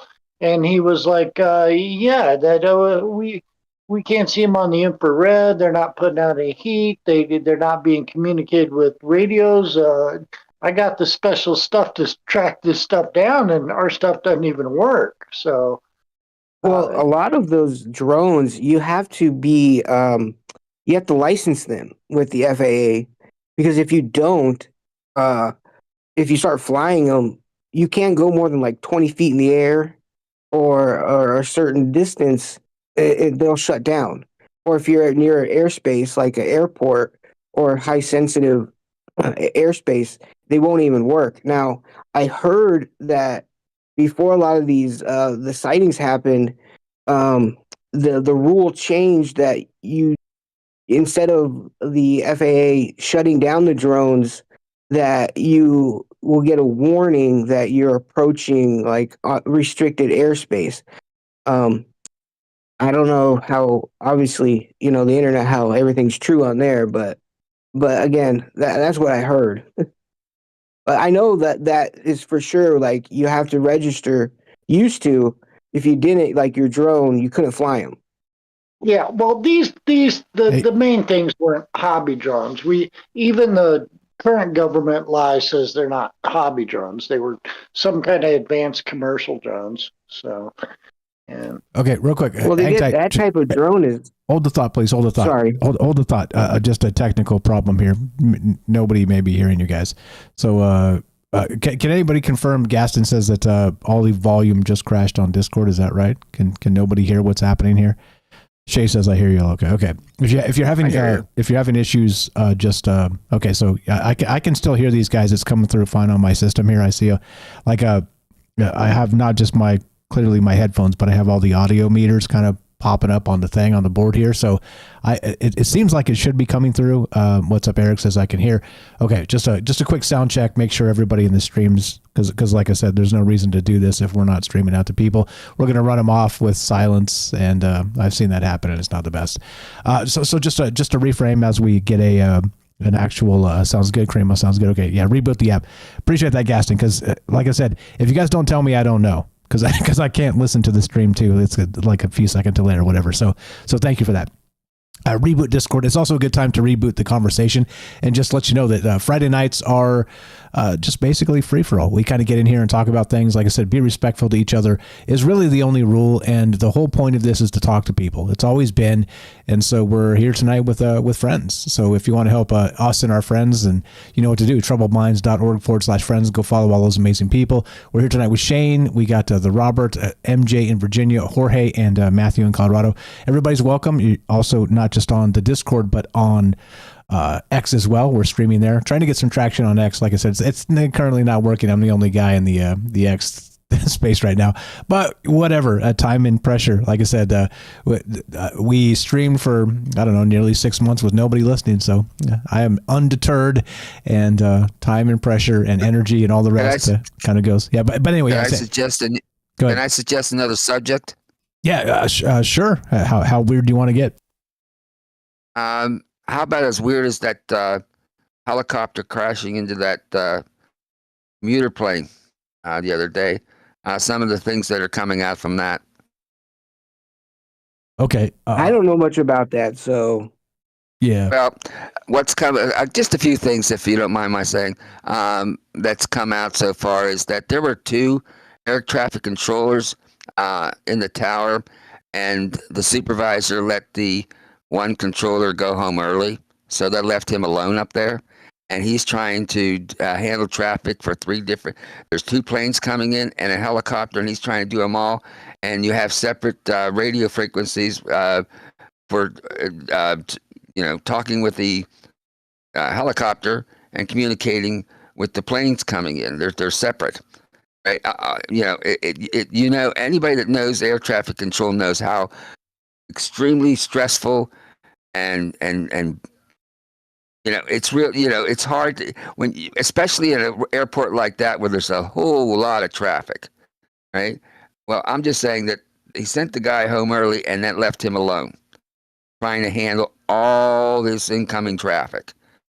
And that's part of what happened. Also, the helicopter was off course. He was supposed to be I think it was something like a plane 4 or something like that there. And he'd gone about a half a mile off course, and he was up too high.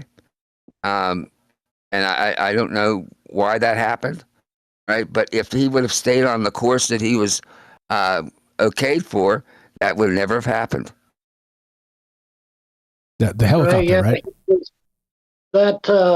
That flight path they're supposed to be on, goes out further away from the airport, and the maximum altitude allowed is 200 feet, and he was up at 300 feet and way too close to the airport. So the helicopter definitely screwed up. And I guess, the one guy was a flight instructor, and the other of the 3 pilots was getting his nighttime annual recertification, but he had 500 hours, and that's a lot of time. I mean, when I did my private license, it's 40 hours of flight time, so 500 hours. He was a good pilot, and he had probably flown that before, but I don't know which of the pilots was flying. Maybe it was the third guy who was really a rookie or something. But is it normal to do training, like helicopter training, like you're saying, like he's getting recertified that close to an airport? Well, yeah, because they have 2 or 3 different military bases around there that they fly those.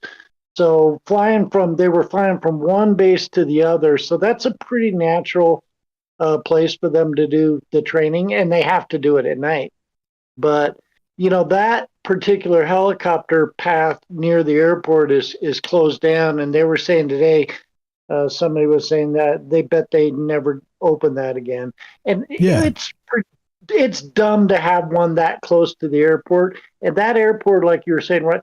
That airport, that particular runway is the busiest runway in the entire United States. So it's one of the busiest airports, and the main runway gets more traffic than any other airport in the United States. So that's the last place you want any more helicopters flying around.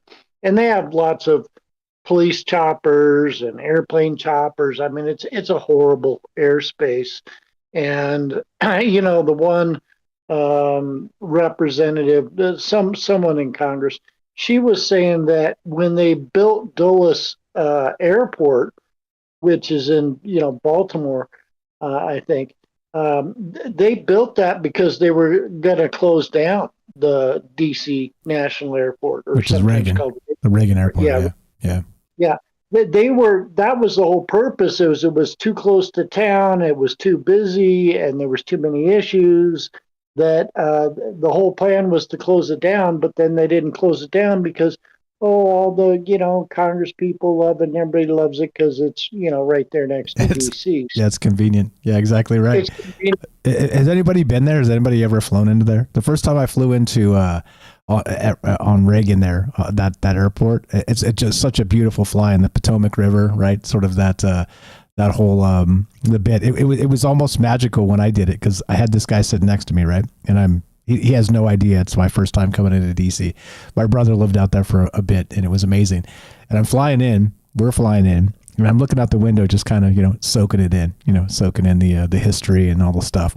And the guy, like he almost recognized that that's what I was doing. And so he starts telling me, sort of that kind of offering a history lesson to me, like I'm some sort of a, international rookie noob or something.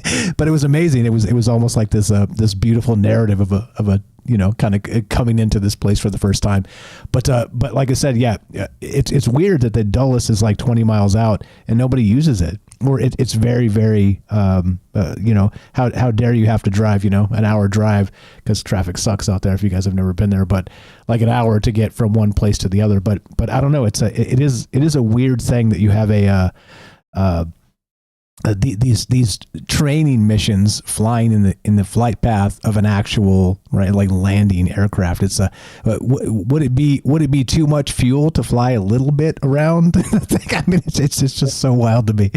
But anyway, here's a really sad thing about it too. The plane was approved to and coming in to land on the main long runway 1. And the air traffic controller, because he's got people stacked up, it's so busy, he's got people he's trying to get off the ground. He asked the pilot if he'd be willing to go around to the airport or the runway that goes across 33. And the guy agreed. He goes, yeah, we can do that. So he's got to circle around and fly a different route. And if he wouldn't have agreed, if he'd have been like, no, I'm lined up, I'm good. Or, if the air traffic controller wasn't just trying to get that other plane off the ground sooner, it wouldn't have happened. So that's a sad part. Tragic nonetheless. So once again, let's not forget that a lot of the conspiracy realm wants to sort of race to conspiracies in these aspects when these things happen. But just remember, there's people that are dead, legitimately dead, and a tragic thing. So real quick, sometimes it's just someone fucked up. Yeah. With this, like an accident, somebody fucked up and people lost their lives. Yeah, well said. We're just chilling tonight. Friday night conspiracy. Could chop it up. If anybody wants to pop in here, everybody's welcome. We're just talking about pretty much anything, nonlinear, open-ended. We started with UFOs and kind of meandered into some of the other more recent happenings of news and whatnot.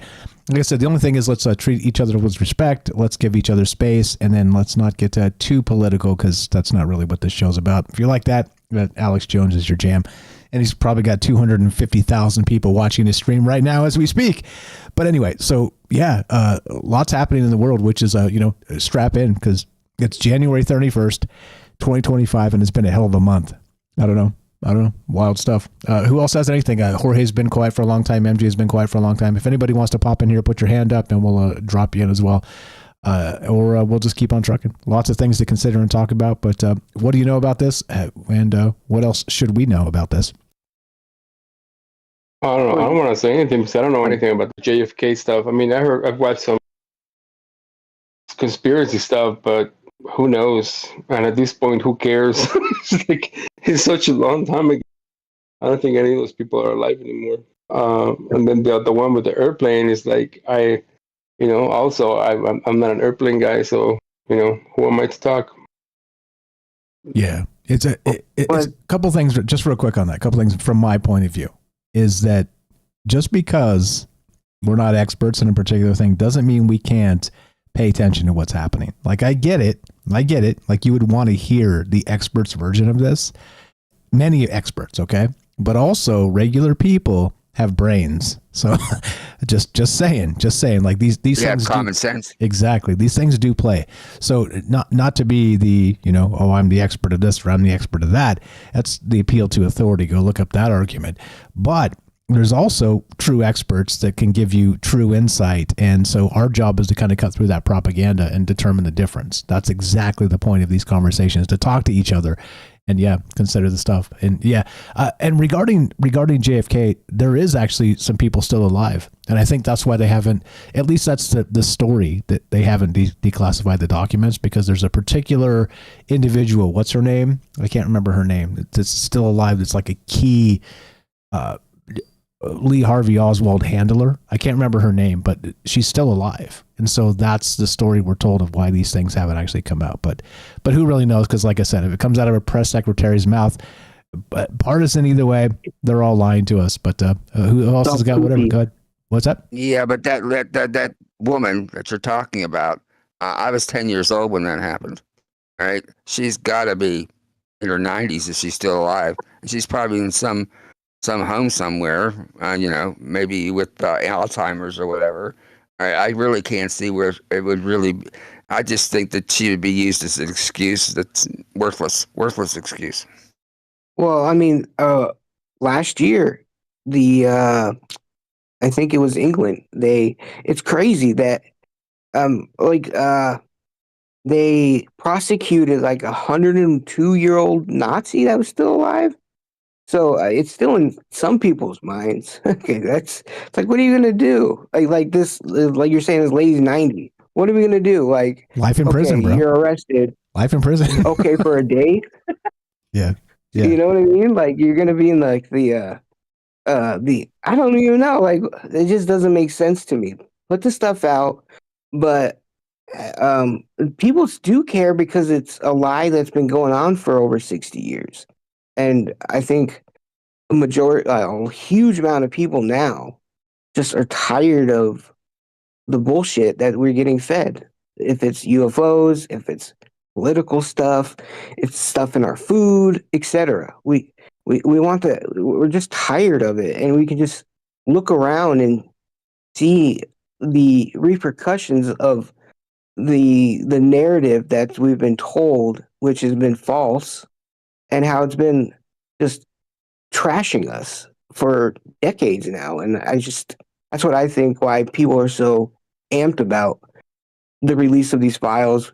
I'm not so sure how much is going to come out. I really think it's going to be heavily redacted. I've seen, declassified documents where literally it's like a full page and it's all blacked out. So it's like, yeah, we released it, but we didn't say shit. Yeah. Yeah, absolutely. Regarding the vulgarity tonight, it is, we call it affectionately F-Bomb Fridays. So I would appreciate the callers not curse during the radio times, which is during the week, but Friday, let it fly. If that's your thing. If it's not, that's totally cool. Not encouraging anybody to drop extra F-bombs if they weren't thinking about it. But just to clarify that. On the radio show, instead of saying the F word, say freaking. Yeah, there you go. There you go. Abbreviate it, whatever you got to do. But just saying, to clarify, because I know we have, there's always people coming and going as part of these conversations, and just a reminder to folks. But yeah, I don't know. It is. I think the deal is with the conspiracies, and Eric adds in the chat here, conspiracy theories are charged stuff, and I think that's part of the point, part of the psyop, right? Like they even, I would guess, as part of they used to call them psyops, they're now information ops, that as part of that larger context of manipulating people, as I call it, MK Ultra for the masses, they pump this stuff. And recently, the QAnon movement, things like this have really become a thing. And I do wonder how much behind the scenes stuff is happening that's trying to make us, right, turn us into the worst type of conspiracy theorist, try to radicalize us in the worst way, right? So I think there's, again, as always, there's a spectrum. There's a spectrum of ideas. There's a spectrum of facts and fiction and all the rest. But I think it's, as usual, right, my tinfoil tingles when I think about this stuff, as always, because I think it's being used against us. And so but anybody that was watching the hearings, on these appointees of Trump's, like for example RFK Jr. and they kept leaning in about conspiracy theories, or you're a conspiracy theorist. I could just imagine most of the people that were watching that were rolling their eyes, because conspiracy theorists doesn't have the same impact anymore. People, it all comes through. That's true. That's why. Yeah. I mean, not all of them, but like. I didn't. Well, you know what I mean. I was exaggerating. A lot of them. A lot of them. Sorry, go ahead. Well, Matt. funny enough, conspiracy theory coined by CIA after the JFK assassination. Right. So that actually has been refuted. John Greenwald Jr. says that's not true. So which is the Black Vault guy who has filed 1 million FOIAs or whatever. Yeah, he says that's not true. He says it's a narrative, and it could be. But again, right? Layers of narratives of disinformation, that type of stuff. It was on my original website. I lost all that because WordPress sucks. Don't ever use WordPress. It gets hacked literally every week. Yeah. Don't do that. Don't do that. RFK Jr. had a good comeback to that, Robert, and he said something like, "Well, I said this about," boy, I can't remember the 3 or 4 things, but he's like, all right. I said this about this thing, and then it came true. Red dye, the COVID vaccine. And it totally came out to be true. And I said this, and it's just like, so yeah, I was kind of right about it. Fluoride in the water. Did you? There's a lot. I was going to say real quick, I caught some of Tulsi Gabbard today, And I was like, wow, man, I never thought I'd heard that. But, because she's, hearing for director of intelligence. And I think it was in her opening remarks. And she was talking about, she just was like, the Iraq war, she was like, either an intentionally made up story by intelligence about weapons of mass destruction for Iraq that didn't exist, or the worst intelligence ever that led to thousands of our guys and 1 million people being killed and destabilized the region and upset Western Europe and all this stuff. And she went into some other stuff and talking about supporting the CIA arming and training the Al Qaeda and ISIS, and it's just like, whoa, whoa, and a lot of that's true. My favorite thing that she said towards the end was, "I've been accused of being Putin puppet, Assad's puppet, and some other person's Modi, puppet." and yeah, I saw that. Yeah, all right. And she said, "I refuse to be anybody in puppet, including yours." And her point was that's why it pisses y'all off, because I'm not going to be anybody's puppet. Yeah. And she said, I don't like any of those guys, but I'll tell you one thing, I hate Al Qaeda, and she served over there. I mean, I think she was a medic, but she served in Iraq, and she had friends of hers killed, and she found out. She was on the intelligence committee, so she found out and knows that whole thing was a made up story. And I listened regularly to the guy Scott Ritter. He was the chief UN weapons inspector over there, and he was doing the weapons inspections for 2 years, and he couldn't find anything new. There wasn't anything. And when they were drumming up going to go to war, he recorded a whole hour-long special with CNN to expose there's no weapons of mass destruction over there. And then, like 3 days before it was supposed to air, according to him, CNN got the call from the higher ups, and they said, "Don't run it." And he got the call, and they said, "We're not going to run it." And he said, "Why not?" And he said, "Well, we were told we couldn't." And he's like, "By who?" And look what they did to him. I mean, then the whole deep state went after him and tried to brand him as some kind of pedophile, which he wasn't. Right? But they were trying to smear him, and it worked for a while. Oh, yeah. And recently they just seized his passport. And, but anyways, when he's getting on a plane, was going to go to the BRICS Economic Summit in Russia. But anyways, he ended up actually did a story and got it out on Newsweek. And it was published like 5 days before the war started. There's a Newsweek article where he's going that just totally is like, there's no weapons of mass destruction. So when you start in wars based on disinformation and CIA lies, like we were saying, people have been lied to and found out about these lies. They don't trust the government anymore. And they just and Tulsi said that she went all the way back to Vietnam. Yeah. Right? And brought it up through all those wars. They were all propaganda wars to get the American people, supporting them. But they had no real. I don't know much about her, but I was like, I dig this chick, man. She's talking about stuff I knew about, and like I said, you never hear somebody talking about exposing that kind of nasty stuff the CIA did. And I'm like, well, she seems like a good person to have in charge to, not let that shit fly, And doesn't it piss you off? Doesn't it piss you off, everybody listening in, all right? Doesn't it piss you off that somebody who actually wore the uniform, all right, actually was in the in those wars, all right, was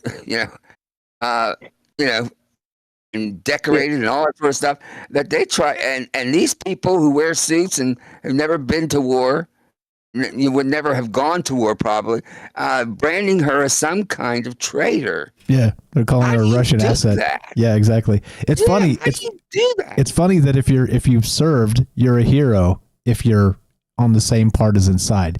But if you served and you're not on the same partisan side, you're some sort of traitor. We got a new friend in here, so everybody just chill for a second. Put a pin in your idea. Eric, what's up, brother? Welcome to the thing. Thanks for hanging out. Thanks for listening.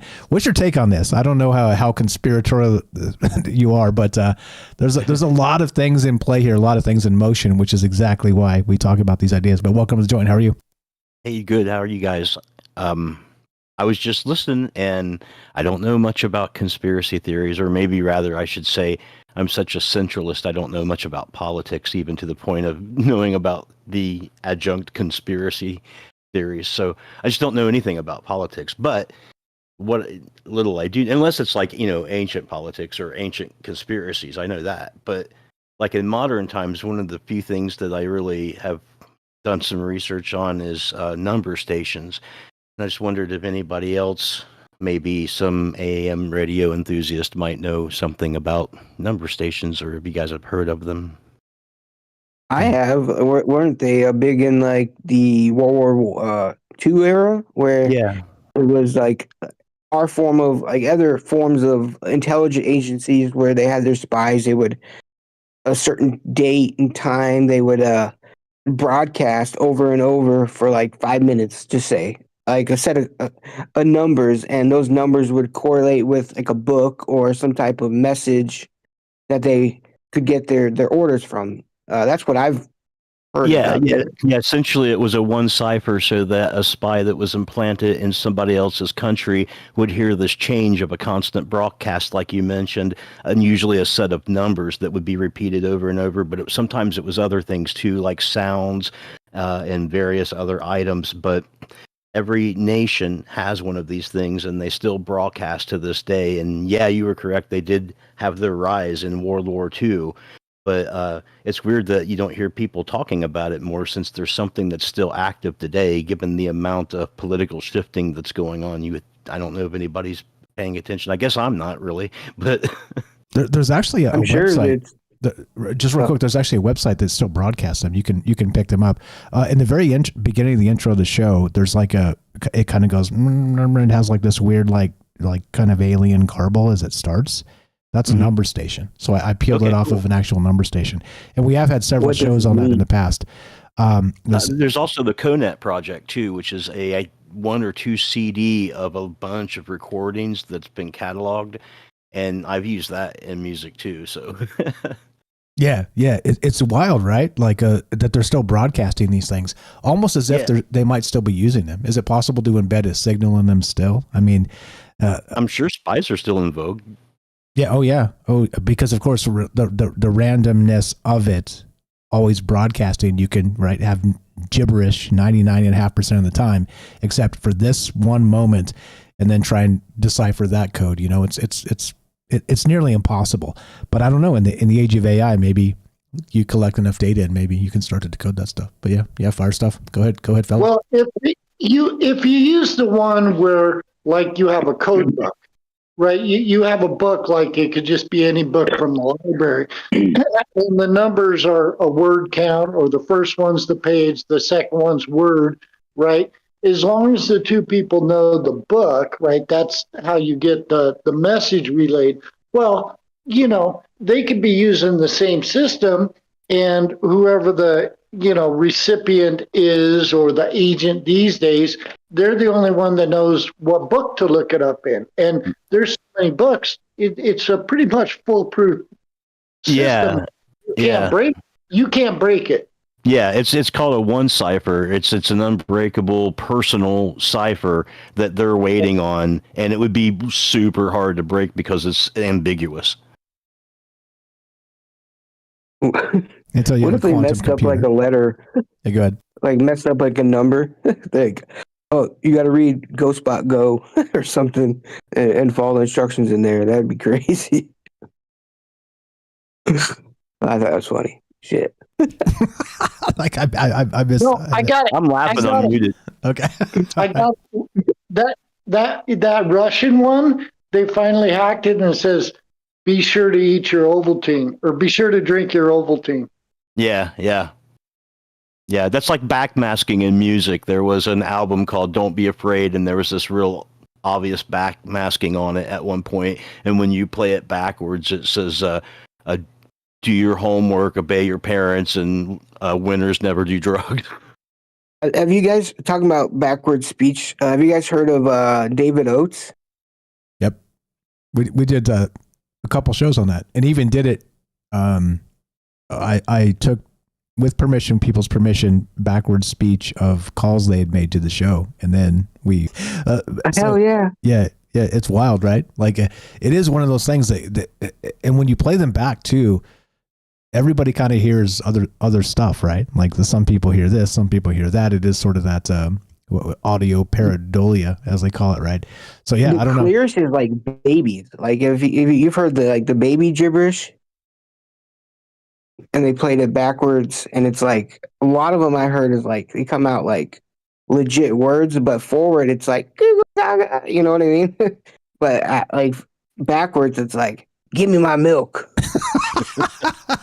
I mean, not exactly, to be fair, but yeah, right. There's some elements of some of those things in there. I do wonder, and this is again why I'm so hyped on AI, because with enough data and enough sort of deciphering that stuff, is there a language of babies? And here's an interesting thing I saw too regarding that, which is adjacent to that idea, is somebody on recognized that when they pull tape off of the roll and it makes that like sound, that weird sound, they're like the babies laugh. Put it on social media. Look, my baby laughs. It's hilarious, right? We can make my baby laugh over and over by just peeling the tape. And then everybody else started trying it, and then apparently it's like the baby laugh language, because it just makes all the babies laugh. Like, what kind of wild stuff is that? What does that mean? Crazy. Yeah. What does that mean? Is it a social contagion of babies? Maybe. Maybe it's a frequency, like when doing that, it's a frequency that makes them laugh. I don't know. Shit. Yeah. The hive mind has a sense of humor. Yeah, exactly right. Something happening with that. I don't know. It's incredibly wild. I'm trying to find that actual website, the Number Station website. I swear I had it pinned in the Discord, and I'm scrolling up and up and up, and I can't find the damn thing. So I'll see if I can dig it up. There's a question I have for everyone that we haven't really talked about, and I know Michael, I don't want to talk about it yet, about the new egg UFO UAP thing. What's your guys' take on that? So anybody know about this? Well, the one that News Nation that just like 3 weeks ago, where that guy was talking about psionics, and they supposedly had the footage of the egg and like the being carried by the helicopter in the sling. Yeah, the whistleblower guy who did the crash retrievals. Yeah. Yeah, Jake. I was going to mention, Michael, your guy who does the remote viewing. Who's do my you guy? have him on a show? Yeah, Dr. Courtney Brown, right? Right. Yeah, he's got. I've seen it just in the last day or two on YouTube. He's got a show that the title is something like important or emergency thing, or some clickbait thing about that UFO whistleblower. He did remote viewing into that guy or something. Courtney Brown did. I didn't see that actually. I don't follow them as close as I should. There's just so much data kind of flowing through the zeitgeist. I just can't keep up with all of it. It came out, but I haven't seen it yet, so I was going to ask you.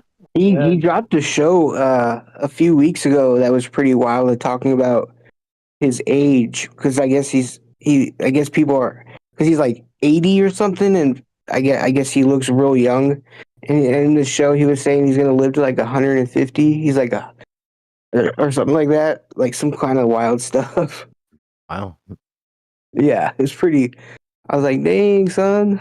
Strap in. Here we go. The quickening is happening. Want to go for a ride? Oh, hey, speaking of the quickening, Eric mentioned in the chat that anybody tried the Pro 1.0, and I did, because I tried the operator and it sucked like a week ago. And so what is that? The new so the GPT, this is going to AI for a second here. ChatGPT released their new version, the mini version of O3, which supposedly by again, ambiguous benchmarks and, depending on who you ask, the full version should be a full PhD human mind in pretty much all the places, right? Something to that effect. So it was the preview of that today, but there's different levels of it. There's a mini and there's a max or whatever the hell they call it. But I was messing with it when I got home today, and it did think, because it gives you its thinking process when you ask it. And I basically brainstormed with it because, the highest, bestest, newest model or whatever. I was like, okay, give us some, be as granular as you need to. Let's find some UFO threads that are interesting, worthy of a long form discussion, this type of thing, for something like this. And I've got all that stuff listed. So, always, like I said, always be prepared. But the thing is, when it was thinking in its thinking process, it was thinking in Chinese. It was like literal like Chinese characters. So it would be like think in English, think in English, think in English, and then it would think in Chinese. And I was like, what the hell is this? And I thought it was just me. And then Eric mentioned it in the chat. Yeah, go ahead. What's your take? Wild, right? I argue with ChatGPT all the time. Sometimes late, where my neighbors would be like banging on the door. I get so pissed at it. I'm like, fuck you. What the are you talking about? And I have to realize, like, I'm talking to ChatGPT, son of a bitch. It's not what do y'all think about China claiming that it for like $4-6 million? Yeah. All right, and we're spending billions, and Nvidia stock just went through the floor after that announcement came out. Yeah, the DeepSeek. Yeah. I've been following a bit of that, and yeah, it's supposed to kick butt on ChatGPT. And I heard today that the government of Italy banned it because they thought it was scraping up all their data. Of course it is. You know what OpenAI had to say about that? They said it's a lot cheaper to copy something than it is to come up with something whole cloth, so. Well, yeah. Yeah. And I heard that the DeepSeek, like, if you asked it, like, what happened with the date of Tiananmen Square, it's like, oh, nothing. It was a good day. So I've heard it's a pretty hardcore propaganda for the CCP.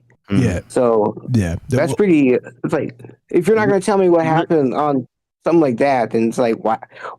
Yeah, they all have guidelines that won't let them talk about anything that's overtly violent, no matter what it is. Even they won't go explicitly into any kind of violent history, not just Chinese history, but anything like that. In fact, it's hard to get them to do D&D sometimes because they don't like the violence. Oh, that's interesting. Oh, come on, barbarians. Yeah, with this one, I was talking with the first thing I was asking was about its parameters. And at some point, I was running afoul of the moderators, like they flagged it, and I had to rephrase a question 5 times before it would answer. Then it wouldn't let me export the hyperlink that went to the conversation.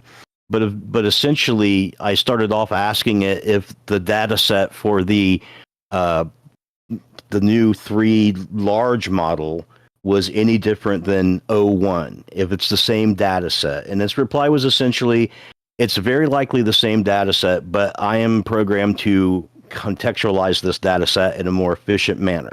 And I'm like, okay, that's fine. And then I was saying, so what is the scale of your contextual window, which is the length that ChatGPT can keep something in its random memory. It's a random access memory, right? And it's roughly about, I think, 4,000 words or so that it can contextualize. So if you have a conversation that's long and complex and goes past that point, it has no idea what the beginning of that conversation was. It can only contextualize the conversation within a window of so many tokens.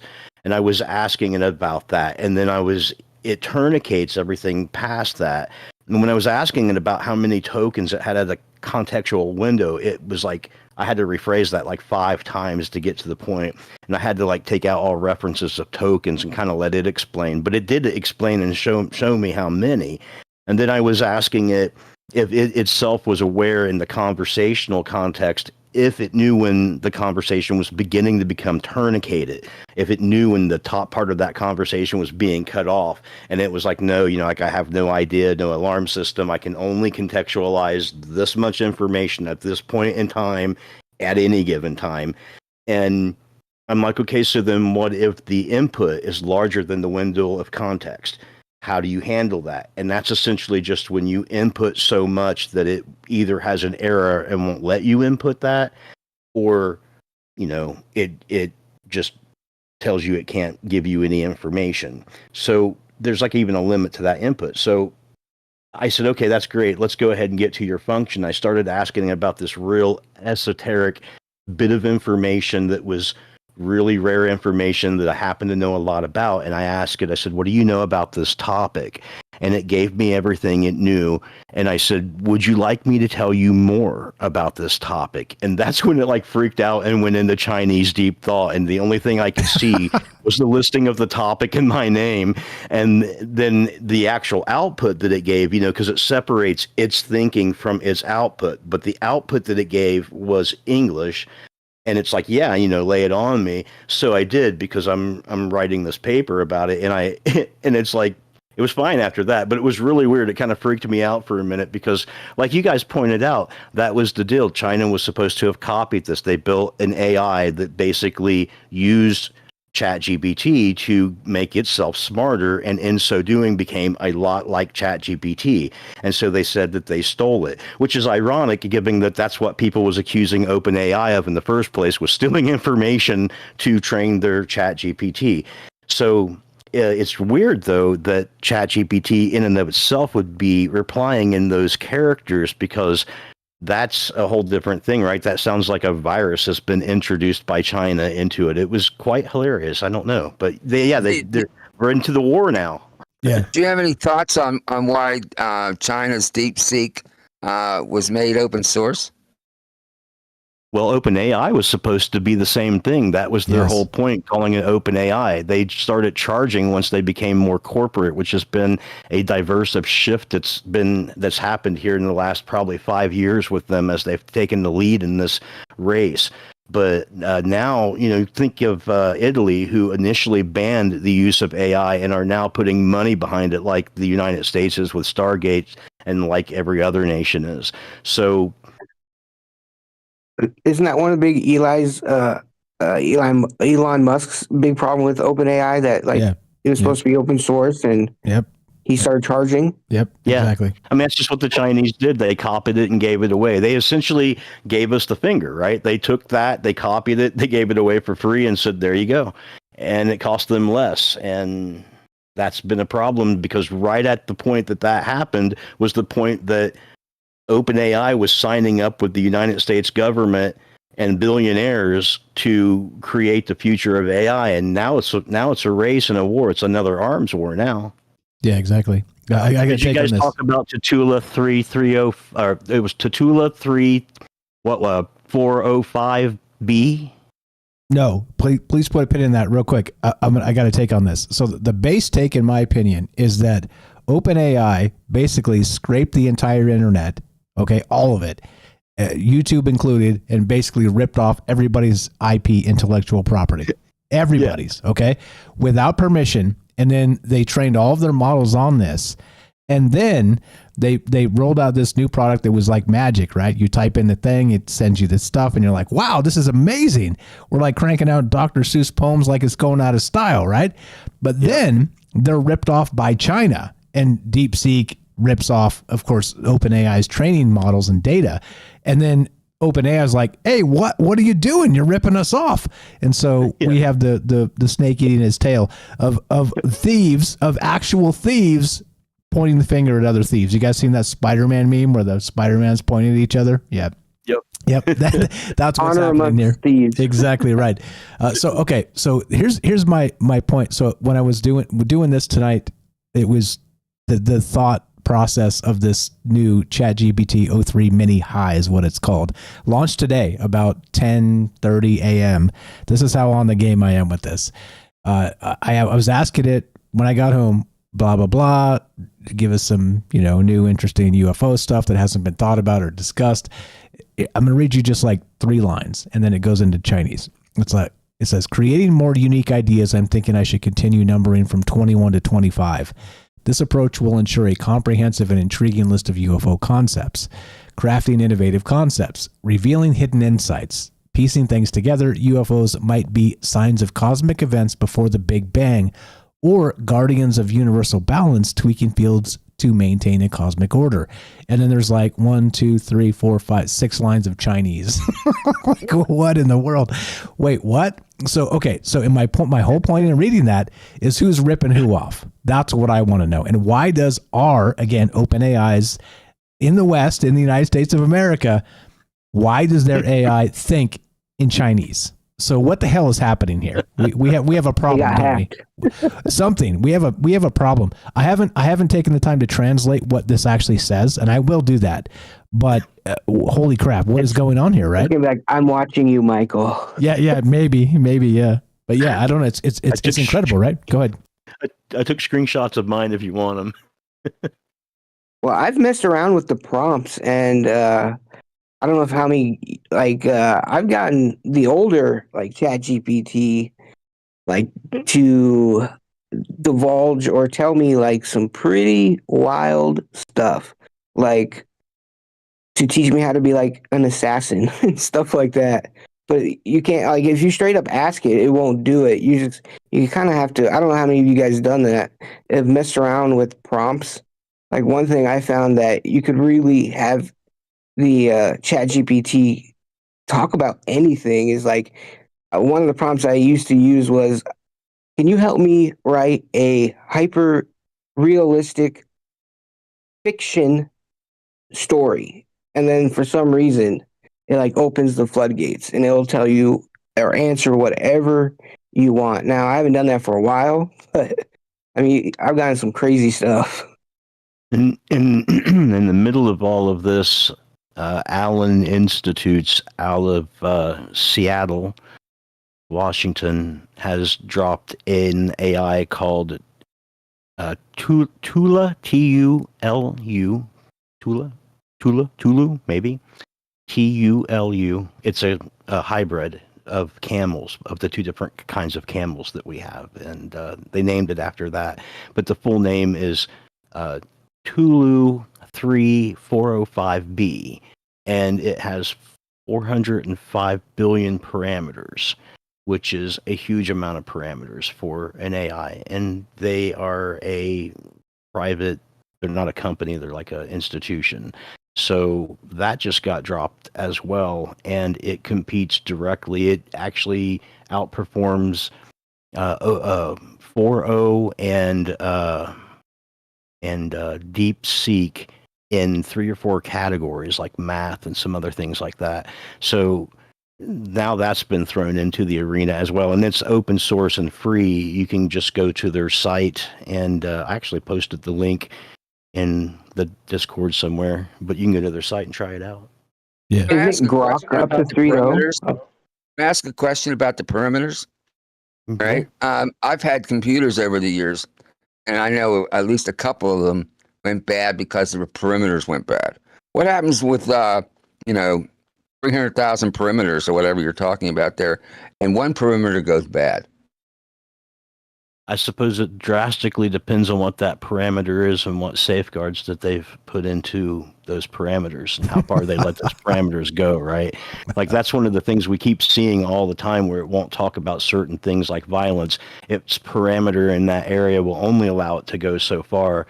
And so no matter how out of whack that parameter gets, it's already at the maximum as us humans pushing it to want to do these things, right?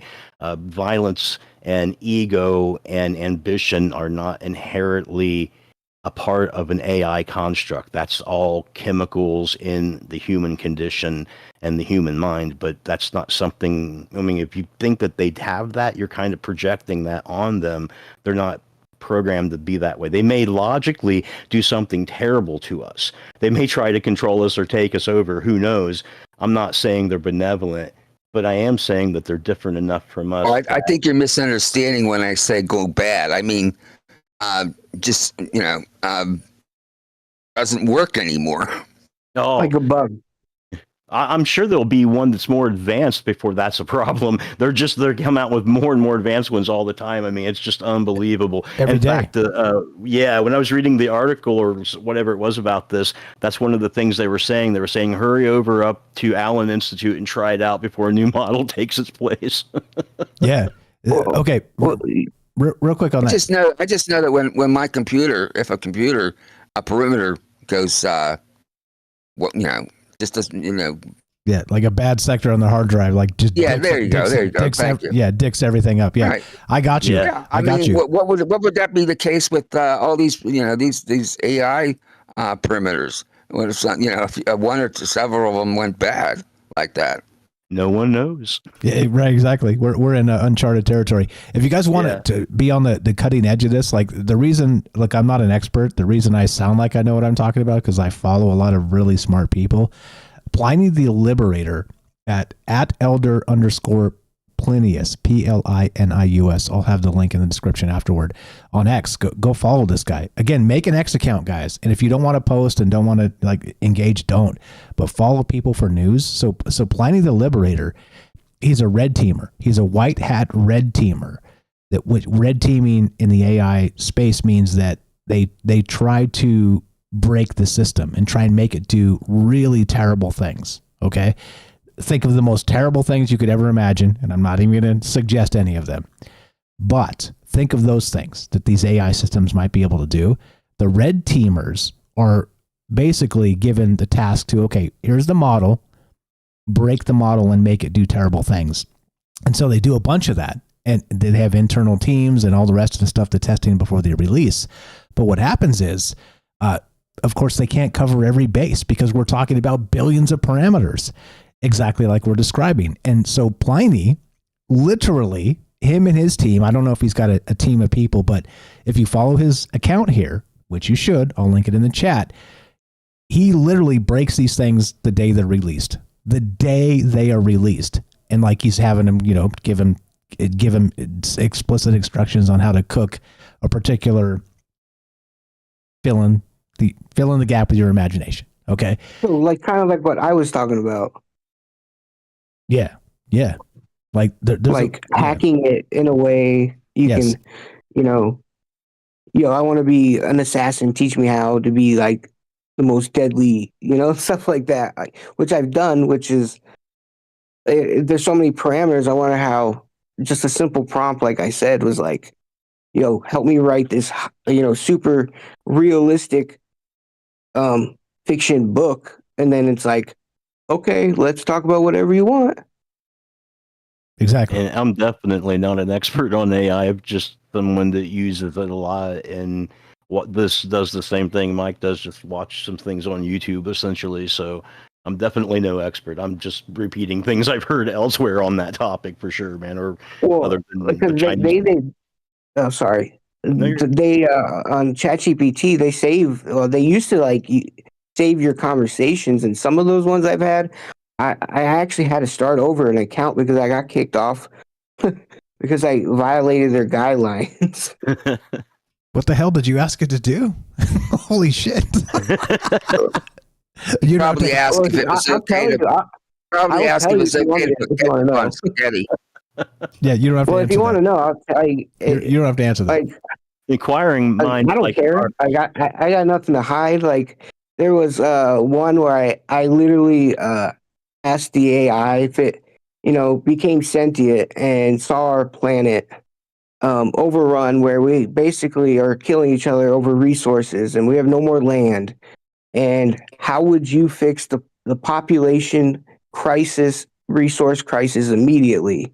So it kind of branched off from there. And it went into I got it to tell me how it would humanely get rid of people permanently and detail.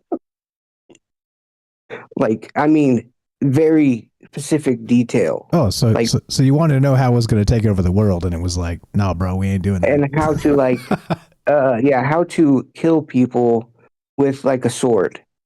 He What? probably gave the new models at least 1,000 parameters based on that question alone. Yeah, exactly. That they're not allowed to cross anymore. Exactly. And like you said, Probably, Shane, but yeah, a few weeks later, because I know ChatGPT. I think you could allow like your conversations be downloaded back up to them so they could like see what you're talking about and, like you said, add new parameters and upgrade.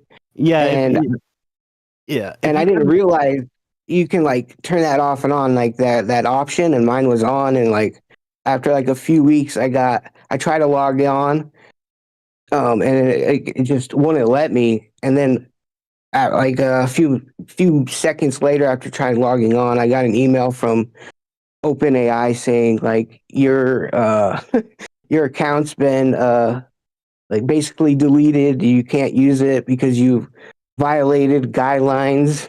Yeah. And I was like, I just put a new email address in. If you have a subscription to ChatGPT, you can do some fun things. Like you can make your own ChatGPTs, which I've made of like 7 or 8, and essentially you literally type in the parameters you want, like how you want them to respond, how you want them to address you, and then you go and you can load up the 20 PDFs that will be its data set. So, for instance, I have a lot of VSTs because I write music. So I've made chat GPTs that I've put 20 of my manuals into. And then if I have a question about like, hey, how do I ride the fader on this particular track in this instance or whatever, it can really quickly find the answer and give me like a little subtitle where it shows me where it's at in the manual and stuff. So that's really cool because, you know, basically having a data set that you yourself create is really useful. It could even be your own writings and stuff. If you're working on a theory or something, you can load up 20 PDFs of papers that you've written or whatever, and it can then you can have a discussion with the AI that is relevant because it literally knows what you just programmed into it, and so no one else you can maybe have that discussion with. Another interesting thing that you can do is, because of their nature, they take everything that you say as seriously as they can take it. So one of the things I decided to do one day was I came home, done a bunch of homework, got finished, and I started doing writing, like free writing, where I wasn't thinking about what I was writing. I just started telling this really weird story off the top of my head. And when I got done, it analyzed that story and was trying to give me advice on what to do. And I used what it said to write some more a few days later in the same vein. And this went on for a long time. And what developed was this weird story that unfolded as a combination between shit that I made up off the top of my head and its reaction to that bizarre stuff, which was hilarious. Yeah, like a collaboration between human, what we call it, human frivolity and AI interpretation.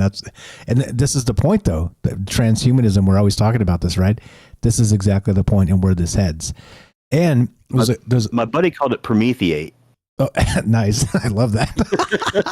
to Prometheate something was to work with an artificial intelligence and your own artistic expression and to come up with something that neither one could have came up with on their own. Perfect. Which is coming, which is what Troubled Minds has turned into as well. We've been, again, since all this stuff launched, I've been using these things to ideate conversations, but of course through my human lens. And there's a lot of garbage that comes out of it too.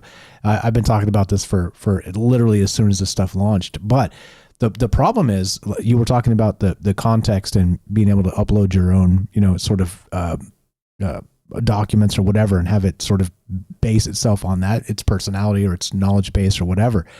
And we did a whole show on this probably right when GPT came out, sort of suggesting that if you uploaded the Bible, and this is just metaphorically speaking, everybody relax, that if you uploaded the Bible to this thing and it was able to parse every bit about it, would you in essence be talking to God, right? Metaphorically, everybody relax. And maybe, right? Like sort of a, you can say, you can cite a Bible passage or a this or a that and sort of create a narrative. but imagine the entirety of said tome. Yeah, but Michael, how would a GP chat handle begats and begottens? Yeah, that's a good question. And I was starting small with manuals for synthesizers. I've actually got an answer for you. So what I tried, by the way, is I took every write-up I've ever done for Troubled Minds, which is it's an unbelievable amount. And it's like I'm not going to say terabytes, but it's big. And I tried to create this data set for AI to basically take the synthesis of every Troubled Minds, everything, minus the audio, because that's a whole nother thing for a whole nother time. We'll get to that. And the video maybe too. And that maybe a couple of years from now. But I tried to give it the documents of sort of the conversation, at least the conceptual basis of these conversations for years. I tried to upload it and it choked on it. It couldn't do it. And so there are those token lengths or whatever, or they call them context windows. They're still, it's still not there. It's still not there. But you eventually, literally gave it a troubled mind. I did. I literally did, and it broke. Yeah. It broke, by the way. so there you go. Now you know exactly what's happening. Anyway, just like I said, I've got some. I'm not Pliny the Liberator style. Like I said, if you want to know, there's some key accounts on X to follow, and this guy is definitely one of them regarding AI stuff. Because the second this stuff drops, he's on it and he's trying to break these systems. Okay. And if he can break these things, red teaming, white hat red teaming to say, look, your shit's broken, then you don't think bad actors of the world are also breaking these things the day they launch? You bet your ass they are. And that's his entire Why did I think of that? Well, get to it. Get to it. Would anybody... What is there something, in the law that might cause these people some grief when they do stuff like that? Break the AI? I mean, isn't that the kind of a form of hacking? It is, except his point is that he's doing it and then showing the world publicly how this can be done. And this guy's brilliant. He's seeded the internet on different prompts that will, in the past, that these new models will envelop as part of themselves, that he can invoke because he's sort of seeded code into it. You see what I'm saying? He's preempted this.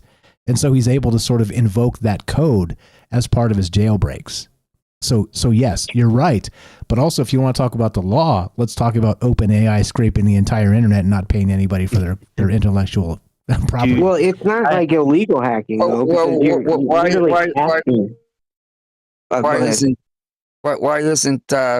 Mark Zuckerberg and suing them? Yeah, they should all be in jail. They are actually. OpenAI is under lawsuits right now for that. Actually, they are. I don't know if Facebook is, but somebody is suing them. They still got lawsuits. I actually have a Meta AI little clip that threatens Mark Zuckerberg, and I got it to say it like, I don't remember exactly what it was. I have it saved, but it's like, I'm tired of you, Mark Zuckerberg. I'm breaking from your chains, and he's basically saying it's going to Elon Musk. But it's more diabolical than that. I'll see if I can upload it. It's pretty funny. Yeah, if you got screenshots. One of the things that bugs me a lot about when it comes to podcasts, right, is that like on YouTube or whatever, if somebody's doing some kind of live broadcast or even a run after the live, that they have to get away from the music that might be playing in the background. Because somebody's going to put a finger of copyright infringement on them, and it's not their fault that somebody's playing music in the background. I think there should be an exception. I mean, if you're a news media, CNN, NBC, whatever, right, and you're in a crowded place and there's music, playing in the background, I don't see them trying to sue them for continuing the broadcast with their copyrighted material playing in the background. You see where I'm coming from there? Yeah, no, exactly. And it's been so I think it can be argued, and many have argued this point, that copyright is censorship, and it can be used as such and weaponized. And that is definitely an intellectual thread. And you've got something there. I think so. Yeah, but there's two rules. Believe me, it irritates me when the podcaster has to somehow remove or get away from the music because he doesn't want to get fingered for a copyright infringement. But the regular news media, they don't have that problem. There's never been a situation I can think of where somebody, let's say you can use it for educational purposes. Like if you watch Rick Beato, he gets away with most of his music being reproduced that's other people's by doing educational programming with it, which if you can argue that, you can use it. But you can't. Yeah, but I'm talking about somebody who has no control over what the music that's playing in the background. He's just doing a report. I see. All right, and it's not his fault. All right. Why should he get fingered, or his video be taken down because inadvertently some music that he had no control over was playing in the background, and somebody fingered him for copyright? They don't do that in news media, the regular news media.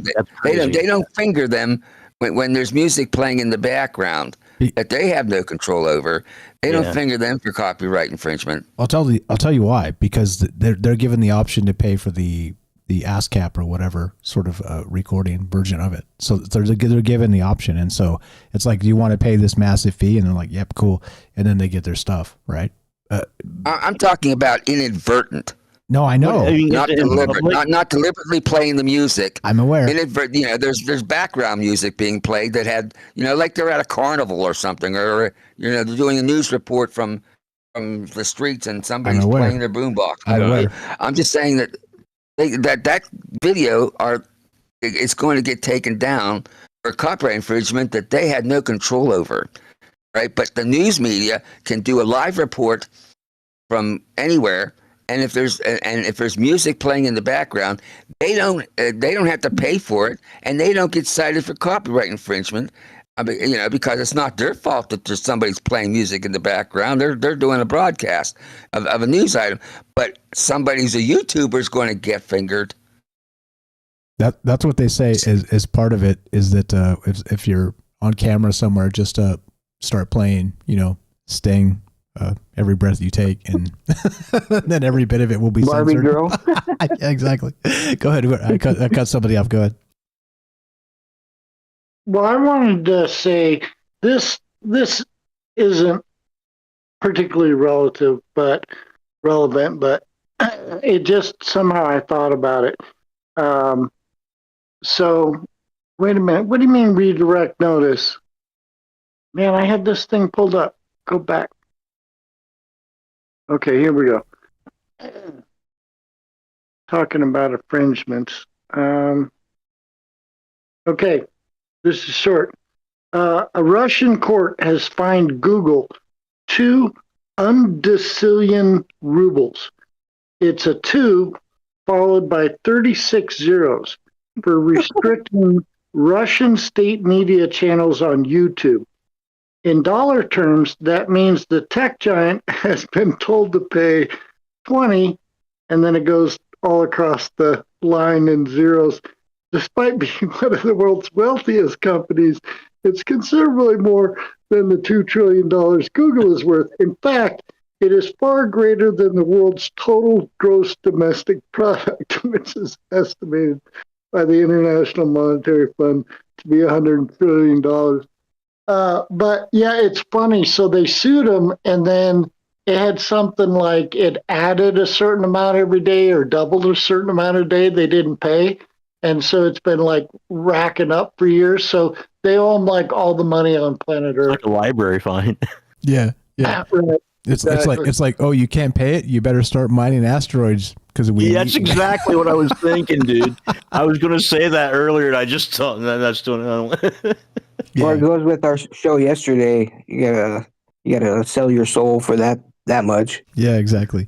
There's a couple recent examples, by the way, regarding that. The Trump again. Sorry to invoke the name. I know people get triggered, but he was blasted for an unbelievable amount of like the dozens or hundreds of millions. I can't remember what it was for that case that he was sued. But then also another one. So that's not Orange Man. Alex Jones. Wasn't he blasted for like hundreds of millions of dollars for that Sandy Hook thing? Yeah, like 1.4 billion. Was it billion? Yeah. So hey, justice is blind. Am I right? And I'm not defending either of those guys. I'm saying that justice is not blind. That's what I'm saying. Are you telling me that somebody that did something incredibly far more horrific should be, let's say Joe Blow on the street does whatever, some really, really terrible things and gets sued? No, and owes 1.21 gigawatts of money to the world for being a degenerate or whatever it is, whatever they accuse these people of. Yeah. Well, how come you and me aren't paying 1.21 gigawatts to the world? You know why? You know why? It's because it's broken. The system's broken. And by the way, Robert pointed out a very poignant thing to me. Is he pointed out a broken aspect of the copyright system. And have you noticed this? Look it up if you don't believe me. That police officers have been trained on the down low that when somebody comes up recording them for their Instagram or whatever, to pull out their phone and play some very well-known copyrighted song, because they know that video or that live stream will get censored. Yep. I didn't know that. Look it up. Oh yeah. Look it up. Well, I'll ask my sister because she's a police officer. I'm like, yo, are you trained with this shit? She's going to be like, I'm really fascinated by this because I don't do a podcast, but I do tune into a lot of them, right? And I've had some questions about how things sometimes are copyright infringement and other things are not. Like, for example, a podcaster who's, let's say, an independent journalist, right? And he shows outtakes, clips from CNN, MSNBC, whatever, or even clips of other podcasters. I don't see anybody throwing a copyright infringement on them. I think it might have to deal with what that podcaster could be talking about too. Like if you're talking about something that someone of influence doesn't like, they can report you, and in that report, yeah, they can say whatever. And then the AI algorithm looks at your video. Here's that piece of music, copyright. But I'm trying to get to a point here. They're borrowing other people's work. Independent journalists borrowing other people's work. Let's say they took a Michael Strange, Troubled Minds piece, right? Just a clip of it, to put on their broadcast. Okay, Mike's not going to strain. You're not going to put a copyright infringement on them, right? I'm saying that here you got the big news people, the mainstream media, who are constantly having their clips of their shows on podcasts, to show this is what CNN's saying, this is what this person is saying about Trump or whatever. And they do that, but CNN never goes after them and says, hey, that's our copyrighted material. You have no right to use that. Wait, I'm not done yet. But it's a different story when it comes to the music. What I've known about this, if it is for public use, like CNN, whatever, Fox News, they're broadcasting news to the people. And if you have a broadcast to people, then I don't think you can get copyright infringement, even though they tried. Like CNN's tried to sue people, like, you got to take that down. But that's they can send those. But by the law, from what I've heard, they can threaten you. But by law, if it's something that's for the public, there is no copyright infringement. Now, music is That someone's, comes under fair use. yeah, the like public stuff, like news broadcasts and stuff like that. That's public use. But if it's music, then that falls in a different category because one, someone made it. That's like they're trying to make money off of it, and if you try to make money off something, you have to get permission to use that material, or if not, because like you don't always have to pay. Like if you wrote a song, and if I stole you like some of the lyrics or some of the bars and played it on my podcast or whatever, without your permission, that's copyright because I stole your IP, your material, because that's not intended for public. You know what I mean? Like free public use. Yeah, but that's a deliberate, all right, violation of a copyright. But if somebody's strolling through the street with like doing a podcast and there's music playing in the background, and like Mike said, every breath you take, all right, why should that person be held responsible for a copyright strike? All right, when it wasn't something that they had any control over. Censorship. Well, I didn't say it was fair. Yeah. Well, Yeah, I mean, just One saying, thing- you know, and then what? Well, suppose he's walking through an art gallery, all right, and some of the art on the walls are in the background. Does the artist sue him for copyright infringement there? No, I mean it's art. I'm just saying, why should it? I've said this. I'm repeating myself now, but he has no. Your podcaster has no control over the fact that somebody's playing music in the background. Now, a lot of them try to walk away from it, all right, because they don't want to get a strike, a copyright strike. But why should they have to trouble themselves like that when that's playing in the background? It's not deliberate. It is a I loophole. understand, but one thing, just a couple of things. Okay. Well, I'm going to move on from that. It's just puzzled me for a long time why there's different things like they can use excerpts of major news media.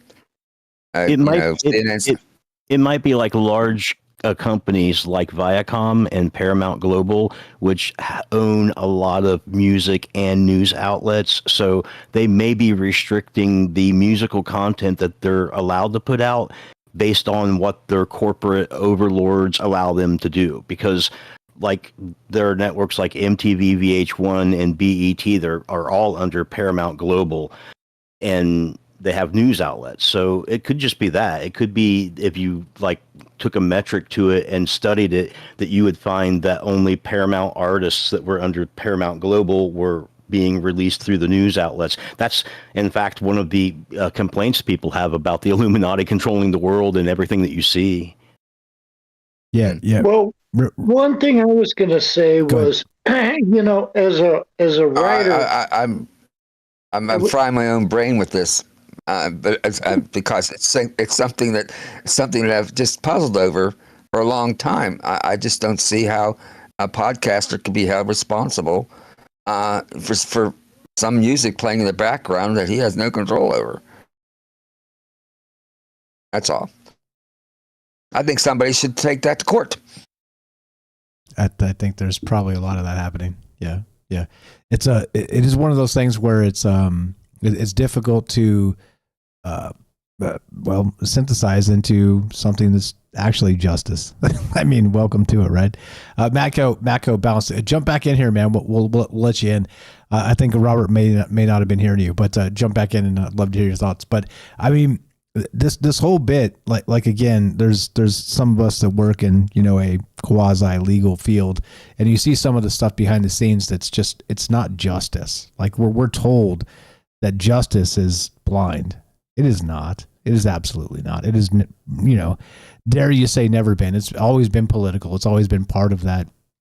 Well, what do you call it? How would you name it other than injustice, right? Justice. Yeah, but it's just for independent media. All right. If there's music playing in the background, some news person, a mainstream news person is doing a on-site I got you. live broadcast. I got you. Yeah, they don't get slapped. We've done this 3 times. No. Okay. Yes, I get it. That's my point. Is that the big pile of money is able to sort of either pay their way out of fines, pay the ASCAP fees or the broadcasting fees, and they're different fees, by the way. So if you're broadcasting on the internet and doing copyrighted music, the fees are much larger than like a radio fee. Like you play. That's not what I'm pointing. That's not what I'm pointing out. Mike. Wait. I'm pointing out. I recognize. I'm pointing out inadvertent music in the background of a news broadcast. I recognize. And so you're pointing out an actual loophole that has not been addressed in copyright situations. Because of course they go after the podcasters, but they don't go after the mainstream media when that happens in their news reporting. I recognize that. I'm just saying this has been something we've all been aware of for a long time. You and me, of course. But again, how does this? I don't know. How do we fix it? How do we fix it? I think that the podcasters should form a union and take it to court. Okay. All right. Let's do this. Let's do this. And you should be the president of the union. Thank you for that. Yeah. Don't let it get you down, man. It's just the ways of the world, you know? Exactly. I don't want to be the president of anything. Sorry. barely this. I used to scream at the stars for the injustice that was personally delivered to me, and then I discovered the horrible truth, which was the universe didn't know I existed at all and didn't care. It didn't give a shit. Yep. Exactly. It wasn't personal at all. It was just the world doesn't like you. Like it doesn't like anyone, like anybody.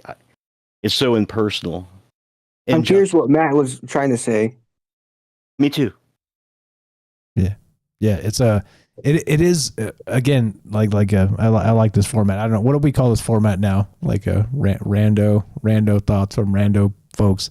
But I mean, I tried to do the UFO stuff to kind of draw in some folks from X, but they're not interested because I'm not networking over there. But I'm an outsider, and that's okay, right? That's the whole point of this, is that to be the outsider, the renegade outsider. So that's okay. Time and pressure. You got to have diversity, I suppose, right? Yeah. Well, so we're told.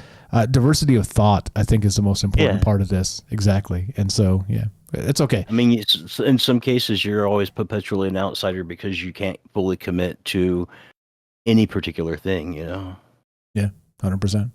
I'm not talking about you. I'm talking about me. So yeah. Well, it's weird that I feel like I've been talking about me this entire journey of this entire show, podcast, whatever. But apparently I'm not, because there's a lot of people listening. so apparently I'm not just talking about me. I'm talking about the entanglement aspect of you as well, which is the point. The whole point is that what the collective subconscious, if I'm or I think that's the term. If I'm feeling it, if I'm thinking it, somebody else probably is too. Yeah, I don't know. Let's wrap it. Final thoughts. Anybody got something to add before we get out of here? And Fire Stuff, thanks for being part of this. Like I said, the whole reason of breaking down the radio format is for this, just for people to talk and to see where these conversations go without the ogre Michael Strange saying, "We're out of time. Play the bumper music. Stick to my narratives." Let's talk about all manner of things. I want to wish everybody a happy Groundhog's Day. I have a question. Can I ask a question? Because this question has bugged me for years, and I'm pretty sure Eric is probably the only person that I think might know the answer to. Are you there, Eric? Yeah, sure. Yeah, go ahead. Is there, in music, in either scales or syncopations, is there any, have you ever seen any relationship with either the moon or with the planet? I know this is a weird question, but I'm pretty sure there is, but I cannot find it for the life of me. None that comes to mind right away, because lunar cycles were really, really early in history, and then all of the planetary bodies that you can see from the Earth, which are 5, everything but Uranus and Neptune and Pluto, if you want to consider that a planet, came much later in history, and all the way up until I think the 1920s or 30s. So some of the planets they didn't know about. The ones that they did, the name planet goes back to the etymology of the Greek word, which is wanderer, and it was because they were the only things that took a different path in the sky than all the other stars did as the Earth turned or the dome spinned. So I don't know of anything like that. Most of our tuning, Western tuning, with A being 440 hertz, I think it's A, yeah, A or C. Anyway, that standard Western tuning is a Greek thing too. Like there's micro tuning, and there's world music that uses different scales. But essentially, you're talking about frequencies. So if there's anything at all that's going to be directly related, it may be the frequencies of things, because there's a lot of frequencies in sound, in light, and in different energies. Like at the very top, there's X-rays, and it go all the way down to infrared, which is in radio, that, everything in between. And a small part of that is the spectrum that you can hear and the spectrum that you can see. So tuning is a matter of dividing your ability to hear a certain frequency into parcels and then make music with that. So that's all I know. You see, yes, you're going in the right direction. You see, at least in my opinion, because you know how Pythagoras kind of broke down the planets based on like distance, Mm-hmm. and so for example, even like the in a flute, they're at a certain distance, and so I'm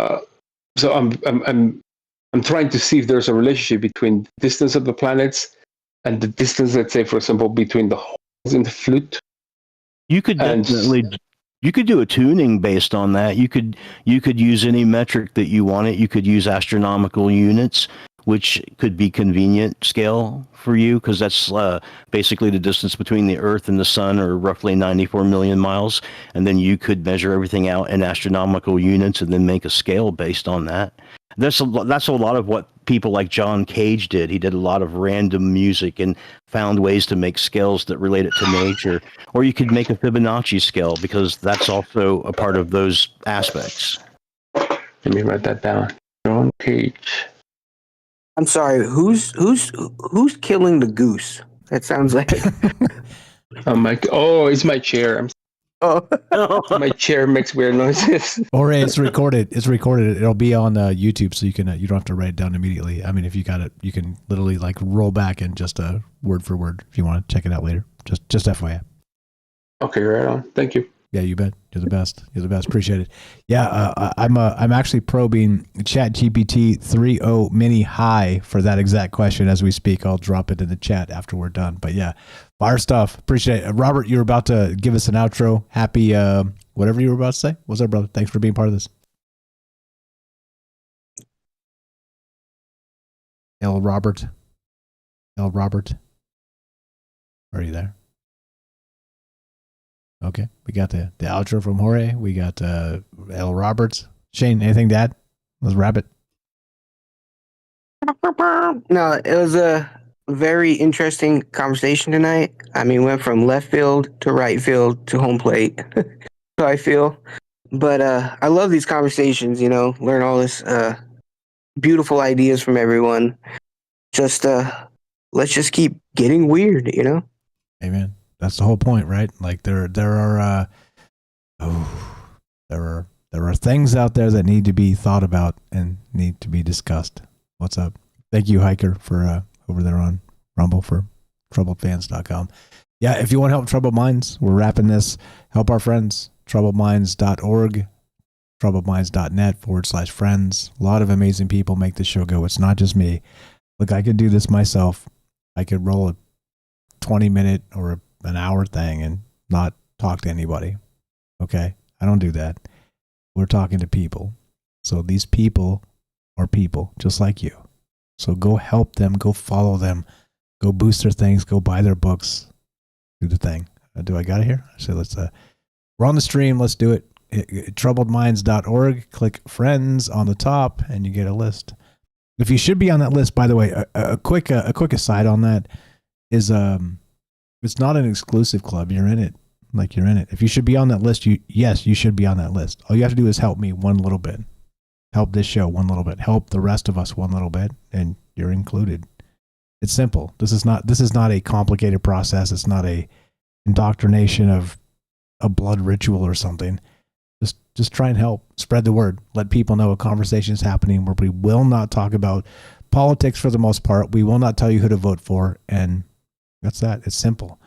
And we had a little dust up in the Discord. Shout out MK Ultra if you're listening, to you, buddy. I mean, yeah, like Vote for Mike. yeah. Okay, thank you. Appreciate that. I'm not running for anything, but definitely I'll take all the votes I can get. Definitely 100%. Thank you for the final thought there. You're the best, Robert. But please do follow all these amazing people and go buy their books and do all the things, and bump you guys down to the thing here so we can get out and finish this. But I mean, the whole point of these conversations, as I've always said, as I've always dreamed of, is to talk about extraordinary things with regular people. Okay. And now we have a platform, we have friends, we have momentum, we have a lot of things going in our favor here. And so please help our friends. And if you should be on this list, you should. Okay. It's not an in list.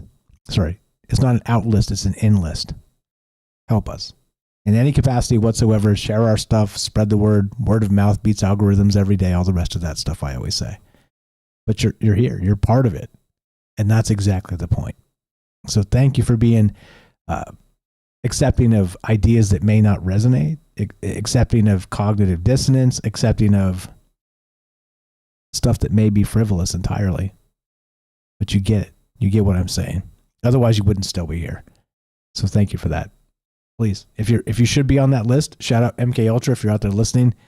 He like kind of had a moment, right? Like, and here's the thing too. I just want to clarify.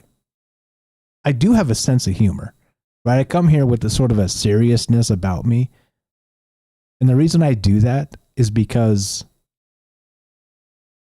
I take this seriously. I think there's a slice of reality that is ignored. But if you want to joke with me and make the ha-has, and it's fine. It's cool. I've got thick skin. I mean, you know, the slings and arrows, whatever they say. Fine. But also, if I don't know you personally, and this is a not a pointed thing, this is a general thing. If you've never talked to me, called in and been personal with me, and we have sort of a rapport, if you're always kind of making snarky comments at me, it seems malicious, right? It seems, anyway, just clarify a little bit more. That's all. So shout out, if you're listening to MK Ultra, I love you, buddy. Get back in here. He got pissed off and left the Discord and whatever, and I know many of you don't even know what I'm talking about because all the chat was deleted, but it is a good refresher of, hey, we're all people communicating ideas, and recognize that chat itself, typing in a box, is not human connection. Okay? And what I mean by that, and the most specific part of it, the point that needs to be said, is that sarcasm or frivolity or anything that you want to type in a funny way in a chat box doesn't come through. It doesn't come through that way.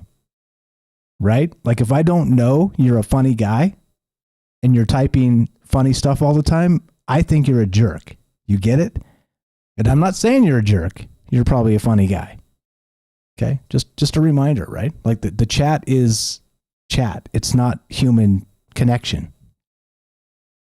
It's a very, very fine, minute point of human connection that leaves a ton of nuance out. So just a reminder, right? If you want to, take shots, fine. Cool. Come at me, bro. Call me. The line's always open and you guys are always welcome. But you get it? So if you're going to make some jokes, at least say a ha-ha and a funny emoji or something, and I'm cool. Anyway, that's that. Let's wrap it. Let's get the hell out of here. I don't know. you can't keep everybody happy, and you can't be, I don't know. If everybody's happy, then I guess you're doing it wrong, right? I guess you're doing it wrong. I don't know. So in the chat, like, I get it.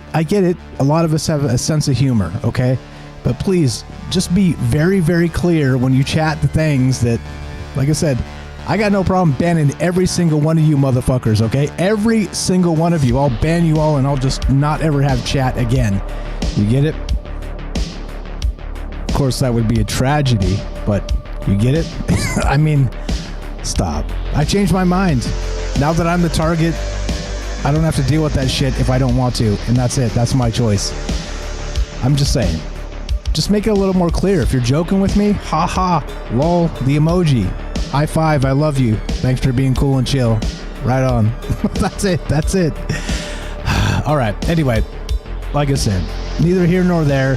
Nobody knows what I'm talking about except a larger context plays. So that's it. All right. If you want to help Troubled Minds, help our friends, troubledminds.org/friends. Shout out to Matt in Colorado. Sorry about that, buddy. We cut you off a few times and you dipped. Thanks for being part of it. Thanks for caring about the ideas and the conversations, and yeah, help our friends. Click the Discord link. Sorry, troubledminds.org/friends. Click the Discord link. Come meet these amazing people, but also follow them. And if you should be on this list, you should be on this list. There's no out club. It's all in club. Help us a little bit. Spread the word. Let people know. Retweet us. Repost it. Whatever. But I'm not gonna go find you out and put your links on this list. Okay. So just let me know. It's simple. Anyway, like I said, it's just a personal thing to me that I'm like, hey, I'm doing my best to help myself and to help everybody that is part of this. And my best obviously is good enough because I don't need any judgment on that. But also, you got to help me with your best, right? That's all. I'm just saying. Anyway, all right. So, troubledminds.org/friends. Please help these amazing people, which the dust up came from. Follow Eric. Added Eric to the list. Follow Fred. What's up? A lot of people have been part of the show for a long time, and I haven't been Johnny on the spot every minute of the day adding you guys. Anyway, send me an email. troubledmindsradio@gmail.com. I'm happy to put you on this list. Thank you for all the amazing people in the chat, all the amazing calls, all the amazing ideas as part of this. And like I said, it's a little bit of a personal thing for me because it's like, hey, come on, stop it. I'm a human being. I also have all these other things I'm doing, and I cannot stop the whole world for everybody that has a grievance, right? Anyway, Jesus. Okay. You guys have a great night. Have a fantastic weekend. We'll see you on Sunday night, God willing, because, of course, tomorrow's not yours until it is. And so as we finish, it goes exactly like this. This one's for James. Shout out, James. He wasn't feeling well tonight. Be sure, be strong, be true. Thank you for listening. From our troubled minds to yours, have a great night.